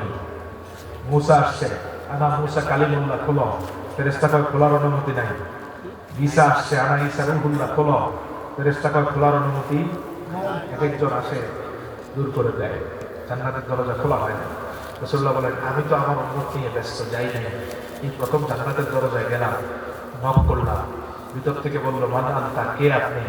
আমি বললাম, আনা মুহাম্মাদুর রাসূলুল্লাহ সাল্লাল্লাহু আলাইহি ওয়াসাল্লাম। আনা মুহাম্মাদুর রাসূলুল্লাহ বলতে দেরি, দরজা খুলতে দেরি হয়। ফেরেশতা বের হয়ে বলে, হাবিব, কারো জন্য খুলি নাই, আল্লাহ নিষেধ করে দিয়েছেন। আল্লাহ বলছেন, এই দরজা শুধু মুহাম্মাদের জন্যই খোলা হবে। আল্লাহ রাসূল সাল্লাল্লাহু আলাইহি ওয়াসাল্লাম সবাইকে নিয়ে জান্নাতে ঢুকে যাবেন। পুরা গুনাহগার উম্মতগুলোরে আল্লাহর কাছ থেকে বাঁচিয়ে বাঁচিয়ে রক্ষা করে করে দোয়া করে করে জান্নাত পর্যন্ত দিলেন। আল্লাহ এটাই বলেন, ইন্না আ'তাইনাকাল কাউসার। শুধু একটা নিয়ামত নয়, হাশরের মাঠে অনেক অনেক নিয়ামত দিয়ে উম্মতদের দ্রুত জান্নাতে নেওয়ার মতো শান্তি আপনারা দিও। ইয়া রাসূলুল্লাহ, এবার আপনার কাজ কি? ফাসাল্লি লিরাব্বিকা। এবার আপনার কাজ হচ্ছে, যেহেতু শান্তি পেয়ে গেলেন, দুশ্চিন্তা মুক্ত হয়ে গেলেন, কিয়ামতের ময়দানে আমি আপনাদের নিরাশ করব না, বেইজ্জতি করব না, লাঞ্ছিত করব না, উম্মতের দিক থেকে আপনার মুখকে ফিরায় দিব না। অতএব আপনার কাজ এখন নামাজ পড়া। সুবহানাল্লাহ। কাজ কি? কুরবানি করা, কুরবানি আর নামাজ। এটা সব নবীকে আল্লাহ দিয়েছেন, কিন্তু নূর নবীর কারণে আমাদেরকে কষ্ট থেকে মুক্ত করে সহজ করে দিয়েছেন। সুবহানাল্লাহ। কেমন সহজ দেখেন, এরপরে যতক্ষণ বলা যায় বলবো, সময় কম, শেষ। কোরবানি, আমাদের কোরবানিটা রাসূল কি করে আনছেন আল্লাহর কাছ থেকে দেখেন। কোরবানি কি শুধু আমাদের না আজও ছিল? হ্যাঁ, একদম হাবিল কাবিল থেকে শুরু, আদম আলাইহিস সালাম থেকে শুরু, একের পর এক কোরবানি হতে হতে ইব্রাহিম আলাইহিস সালাম থেকে সিস্টেম পরিবর্তন করে পশু কোরবানি। ইব্রাহিম আলাইহিস সালাম থেকে আমাদের রাসূল পর্যন্ত কিয়ামত পর্যন্ত কোরবানি হবে কি? পশু। ইব্রাহিম আলাইহিস সালাম যে দুম্বা ছেলেকে জবাই করতে গেছেন, আল্লাহ বিজিবিহীন আজিম কোরআনে বলছেন, একটা বড় নেকিতে বড়, সাইজ ছোট, আল্লাহ সুবহানাহু ওয়া তাআলা পাঠিয়ে দিয়েছেন আসমান থেকে, ওইটা জবাই করছেন। এরপর থেকে পশু কিয়ামত পর্যন্ত। পার্থক্যটা কোন জায়গায়? ইব্রাহিম আলাইহিস সালাম কোরবানি করছেন, মুসা ঈসা আলাইহিস সালাম ওনারা কোরবানি করছেন, সব শরীয়তে কোরবানি ছিল, আমাদের কোরবানি পার্থক্য এখানে। সব নবীর কোরবানির বিধান ছিল, কোরবানি করার পরে কোরবানি দাতা ওই পশুর থেকে কিছু খেতে পারবে না, পুরোটা সদকা করে দিয়ে দিতে হবে। বুঝায়? মানে পশু কোরবানি করে এখন কতটুকু দেয়? এখন কতটুকু দেয়? ও দেন না তো, নাকি 3 ভাগের 1 ভাগও ঠিকঠাক মতো দেওয়া হয়, ঠিক না? সাইজে বড় ফ্রিজ কিনছে তো, ওইটা পুরানোর উপরে দুধ খায়, দুধ দেয়। তারপর চেহারা কি কালো, এক মানে কি ধমক, বারবার আসো, হয়তো দিব, নাউজুবিল্লাহ নাউজুবিল্লাহ। বেটা কোত্থেকে কই আসতো দেখো, যদি শরীর তেমন থাকতো এক টুকরো খেতে পারবে না, সব দিয়ে দিতে হবে। মানুষ কোরবানি দিত, কারণ কোরবানি দেই তো গোশতের জন্য। ঠিক, কোরবানি কি হয়? যেটা গোশতের জন্য দেয় এটা হয় না। কোরবানি কার জন্য? আল্লাহর জন্য। আচ্ছা, তো রাসূলুল্লাহ সাল্লাল্লাহু আলাইহি ওয়াসাল্লাম দেখলেন যে সব দিয়ে দিতে হবে, এক টুকরো রাখা যায় না। আল্লাহর কাছে বললেন, আল্লাহ, কষ্টের টাকা দিয়ে উম্মত পশুটা কিনবে, নিজের হাতে জবাই করবে, সন্তানগুলো তাকায় থাকবে, ওই পশু কোরবানির গোশত যদি একটু সে খেতে না পারে কষ্ট লাগে, আমারই কষ্ট হবে। এজন্য আমি চাই আপনি সিস্টেমটা পরিবর্তন করে এমন করে দেন, এখন থেকে কোরবানি দাতা আমার উন্নত খাবে, মানুষকেও দিবে। আগে তো পুরো মানুষকে দিত, এখন থেকে কোরবানি দাতা আমার উন্নত খাবে, মানুষকেও। সূরা হজের 2টা আয়াত নাযিল করছেন এই আবেদনের প্রেক্ষিতে। ফাকুলু মিনহা ওয়া আত'ইমুল বাঈসাল ফাকির ফাকুলু মিনহা ওয়া আত'ইমুল কানিআ ওয়াল মু'তার। আল্লাহ বললেন, ঠিক আছে, এখন থেকে কোরবানি দাতাও খাবে, নিঃস্ব অসহায় যারা কোরবানি দেয় নাই তাদের ঘরে কোরবানির মাংস পৌঁছায় দিবে। ওরা আসবে না, আপনি পৌঁছায় দিবেন না? ওরা আসবে, বিক্ষোভের মতো ব্যাগ নিয়ে নিয়ে আপনার ধারে ধারে ঘুরবে। নবীজির কোরবানিটা দেখেন, তিরমিজির হাদিস আমাদের আয়েশা সিদ্দিকা রাদিয়াল্লাহু তাআলা আনহা বলেন, আল্লাহ হাবিব সাল্লাল্লাহু আলাইহি সাল্লাম বকরি কোরবানি করতেন। বুখারীর হাদিস। প্রতি বছর 2টা কাবাশাই, আজিমাই, তামানাই, আমলাহাই, হৃষ্টপুষ্ট বড় শিং বিশিষ্ট 2টা খাসি। কি খাসি? আবার ফেতনার তো শেষ নাই। আরেক দল মোল্লা আছে, খাসি কোরবানি দিলে হবে না। এদিকে মনে হয় এরকম ফেতনা ঢুকে না? আছে আছে, কুমিল্লা ওদিকে প্রচুর।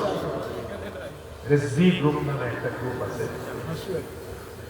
অনেক বয়স পাইছেন, এক রেজভি নেতৃত্ব, উনি ফতোয়া দিতেন, বলদ খাসি দিয়ে কোরবানি দিলে কোরবানি হবে না। খুবই বেটা রাসূলুল্লাহ নিজে খাসি দিয়ে কোরবানি করে, সেইটা কোরবানি করে। চিন্তা করে দেখছেন, কারণ ওই খাসি তো অন্ডকোষ ফেলে দিতে হয় না, সে বলতেছে এটা একটা ত্রুটি, কোরবানির পশু দিতে হবে যেটা কোনো ত্রুটি থাকে না, শিং ভাঙ্গা, আন্দা, ল্যাংড়া হবে, এগুলো যেমন হবে না। অন্ডকোষ কেটে ফেলে দিছে, একটা ত্রুটি ধরা পড়ছে, এটা দিলে হবে না, নাউজুবিল্লাহ। ওইটা কি ত্রুটি? ওইটা ত্রুটি না। রাসূল নিজে খাসি কোরবানি দিয়েছেন, মাউজু আইন, 2 অন্ডকোষ কেটে ফেলে দেওয়া খাসি কোরবানি দিয়েছেন, নিজে হাতে জবাই করতেন। জবাই করে আমাদের আয়েশা সিদ্দিকা রাদিয়াল্লাহু তাআলা বলেন, একটা রানের মাংস যখন প্রস্তুত হতো রাসূলুল্লাহ সাল্লাল্লাহু আলাইহি ওয়াসাল্লাম বলতেন, আমার উম্মতের অমুক কোরবানি দেয় নাই, তার ঘরে পৌঁছায় দাও। সুবহানাল্লাহ পড়ে বলেন, আসতেছে না, রাসূল নিজে দিচ্ছেন, আরেকটা রানের মাংস প্রস্তুত হলো, বলতেছে আমার অমুক কোরবানি দেয় নাই, তার ঘরে পাঠাও। নিজের ঘরে এখনো যায় নাই। 3 নাম্বারটা হলো, এবার বলতেছেন এটাকে প্রস্তুত করে অমুক ঘরে পাঠাও। কয়টা গেছে? কথা কও, বিরক্ত হইতেছেন? গেছে কয়টা? আছে কয়টা? এবার নবীজি আম্মাজানকে জিজ্ঞেস করেন, আয়েশা বলো তো আমাদের কয়টা রান আছে, কয়টা গেছে? কি জবাব দিতেন? আমি আর আপনি কি জবাব দিব? 3টা গেছে, একটা আছে, এটা তো বলবো। আম্মাজান এটাই বলছেন, ইয়া রাসূলুল্লাহ 3টা বন্টন করে দিয়েছেন, একটা আছে, 3টা নাই। রাসূলুল্লাহ সাল্লাল্লাহু আলাইহি ওয়াসাল্লাম বলেন, বরং এটা বলো 3টা আছে, একটা নাই। উল্টা, মাথায় তো ধরে না, আছে তো একটা। রাসূল বলেন আছে 3টা, গেছে 3টা। নবী বলেন গেছে একটা। মানে আম্মাজান আয়েশা বলেন, পরে আমি বুঝলাম রাসূলুল্লাহ আমারে বুঝাইলেন, যেটা নিজের খাওয়ার জন্য রাখে কোরবানি, এটা আল্লাহর কাছে নাই, যেটা দেয় ওইটাই আছে। সুবহানাল্লাহ। ওই যে ফ্রিজে ঢুকান, চাপে চাপে ঢুকান, এরপরে দরজা লাগাইতে পারেন না, রশি দিয়ে বাঁধে দরজা আটকে না। আহা, আল্লাহ হেফাজত করুক। এটা হাসান না ভাই, আল্লাহ হেফাজত করুক, বলেন আমিন। বেশি দিব, আল্লাহর কাছে বেশি থাকবে। নবীজি বলেন, আমি যে 3টা দিছি এগুলোই আছে, যেগুলো খাবো এগুলো চলে যাবে টয়লেট, এগুলো নাই। আর যেগুলো মানুষকে দিছি, এবার চিন্তা করেন তো আপনার কোরবানির কতটুকু আছে আর কতটুকু নাই। দেখা যাবে 10 ভাগের 9 ভাগই নিজে খায়, 1 ভাগ বিরক্ত হয়ে যেটা দেয় এটাই খায়। আল্লাহ কবুল করুক, আমিন। কষ্টের কোরবানি হালকা করে দিলেন রাহমাতুল লিল আলামিন। নামাজটাও ছিল কষ্টের, হালকা করে দিলেন রাহমাতুল লিল আলামিন। আমি আর আপনি যেখানে সিজদা দেই সেখানেই নামাজ হয়ে যায়। কি মাঠে, কি হাওরে, কি বাওরে, কি প্রান্তরে, কি মাঠে, কি রাস্তায়, খোলা ময়দানে, ঘরে, মসজিদে সিজদা দিলেই কবুল, ঠিক কিনা? কোনো উম্মতের নামাজ এমন সহজ ছিল না। একটা নির্দিষ্ট জায়গা থাকবে, ওই জায়গায় উম্মত গিয়ে নামাজ পড়বে, যে যেখানে সিজদা দিলেই হবে না। যেমন দেখেন গোলাপগঞ্জ, এখান থেকে কয় কিলোমিটার দূরে? 15 পৌরসভা। যদি আল্লাহর বিধানটা আগের নবীদের মতো হতো, গোলাপগঞ্জ থানার সব মানুষ গোলাপগঞ্জ পৌরসভার পাশে বড় একটা স্থান নির্ধারণ থাকবে, 5 ওয়াক্ত নামাজ সেখানে গিয়ে পড়বে। সহজ সহজ। ফজরের নামাজ পড়তে হবে গোলাপগঞ্জ থেকে, ঘরের পাশে মসজিদ, মুসল্লি 3-4 জন, ঠিক কিনা? মুসল্লি নাই, এটারে কনভার্ট করে গোলাপগঞ্জ পর্যন্ত আগের শরীয়তে নিয়ে গেলে মুসল্লি তো নাই, ইমাম মুয়াজ্জিন নাই, ঠিক না বেটা? ঠিক। অথচ এটাই ছিল শরীয়ত। নবী নির্ধারণ করে দিবে একটা জায়গা, ওই জায়গায় গিয়েই সবাই সিজদা দিতে হবে, যে কোনো জায়গায় সিজদা দিলে হবে না। আল্লাহর দরবারে রাসূল বললেন, রব্বুল আলামিন এই কষ্ট আমার উম্মতের মাথার উপরে রেখে দিলে এরা নামাজ পড়বে না, ঘরের পাশে মসজিদ এখানেই পড়ে না, ঠিক না? এত দূরে রেখে দিলে পড়বে না, নামাজই ছেড়ে দিবে। আমি চাই উম্মতের নামাজের সহজতা এমন করে দেন যাতে অনায়াসে নামাজ পড়ে আবার বাসায় ফিরতে পারে। বুখারীর নবীজি বলেন, 6টা নিয়ামত আল্লাহ আমার এক্সক্লুসিভ দিলেন, কোন নবীকে আর ধারে কাছে বলেন নাই, কোন নবীকে এই নিয়ামতগুলো দেন নাই। এই 6টার একটা হলো জুইলাত লিয়াল আরদু কুল্লুহা মাসজিদা ওয়া তুহুরা। আমি যখন চাইলাম মসজিদের দূরত্ব কমায় দেন, আল্লাহ বললেন, হাবিব আপনি তো কমানোর কথা বলছেন, কতটুকু কমাবো বলেন নাই। এজন্য আমি আল্লাহ এখন থেকে পুরো পৃথিবীর জমিনটারে মসজিদ বানায় দিলাম, পবিত্র বানায় দিলাম। হাওরের মাঝখানে সিজদা দিলে যেমন হয়, রাস্তায় দিলেও হয়, মাঠে দিলে যেমন হয়, বাসায় দিলেও হয়, মসজিদে দিলেও হয়। সুবহানাল্লাহ। এখন সহজ না কঠিন? আল্লাহ আদেশ দিয়ে বলেন, ফাসাল্লি লিরাব্বিকা ওয়ানহার, সব নবীর থেকে সহজ করে শরীয়তটা সাবলীল বানায় দিলাম।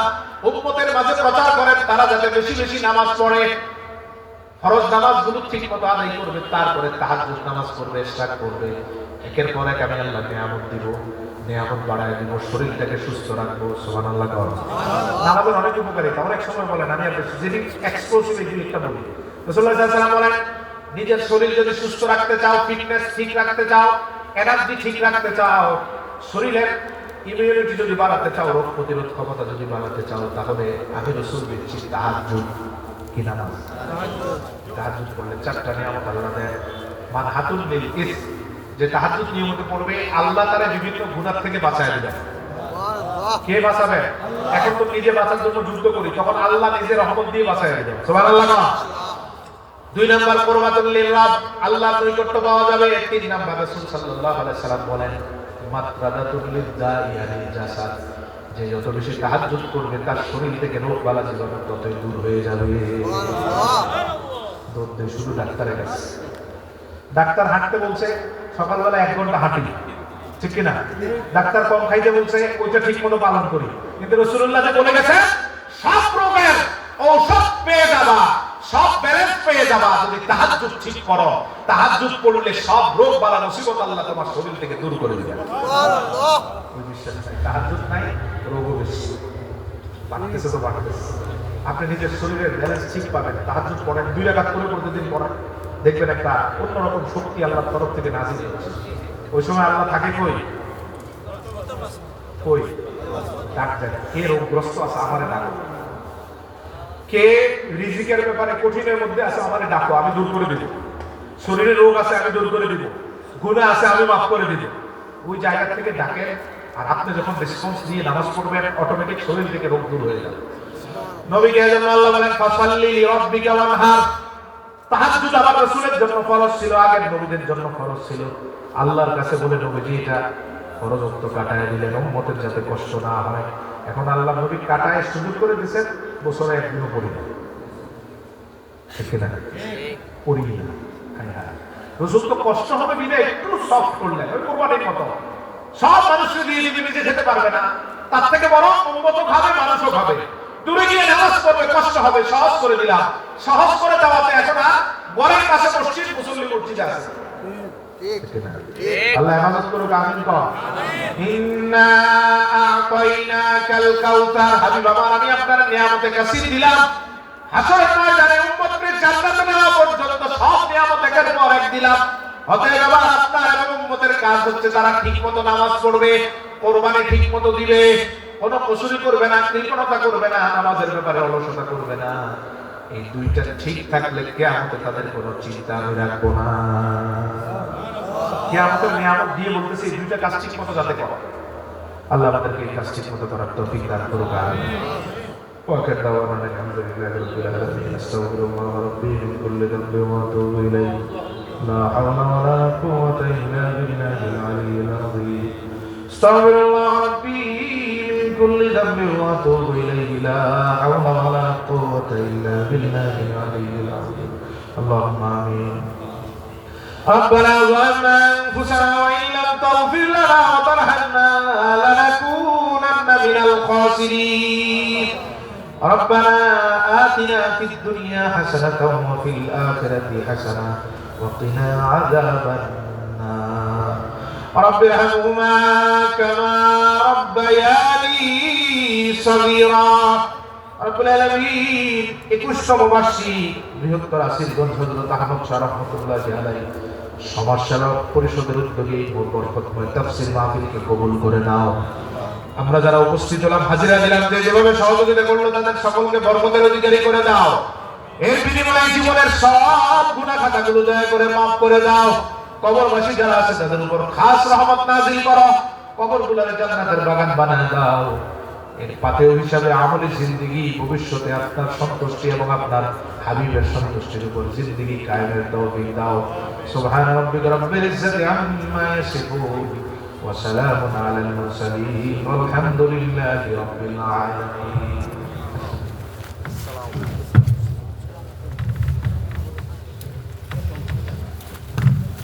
অসংখ্য মোবারকবাদ হযরত মাওলানা মুফতি মঞ্জুর হোসেন খন্দকার হুজুরকে নারে তাকবীর আল্লাহু আকবার নারে তাকবীর আল্লাহু আকবার নারে রিসালাত ইয়া রাসূলুল্লাহ আহলে সুন্নাত ওয়াল জামাত জিন্দাবাদ জিন্দাবাদ জিন্দাবাদ জিন্দাবাদ আহলে সুন্নাত ওয়াল জামাত আহলান সাহলান হে মেহমান হে মুফতি মেহমান আহলান সাহলান বেশি জালে রহমান শুভেচ্ছা স্বাগতম আমাদের পক্ষ থেকে সালাম শুভেচ্ছা আমাদের পক্ষ থেকে সিলসিলায় ফুলতলি ফুলতলি জিন্দাবাদ জিন্দাবাদ সিলসিলায় ফুলতলি ফুলতলি বাজার হুমন বাজাও দেশ সাহেব কিরার দেশ তাকবীর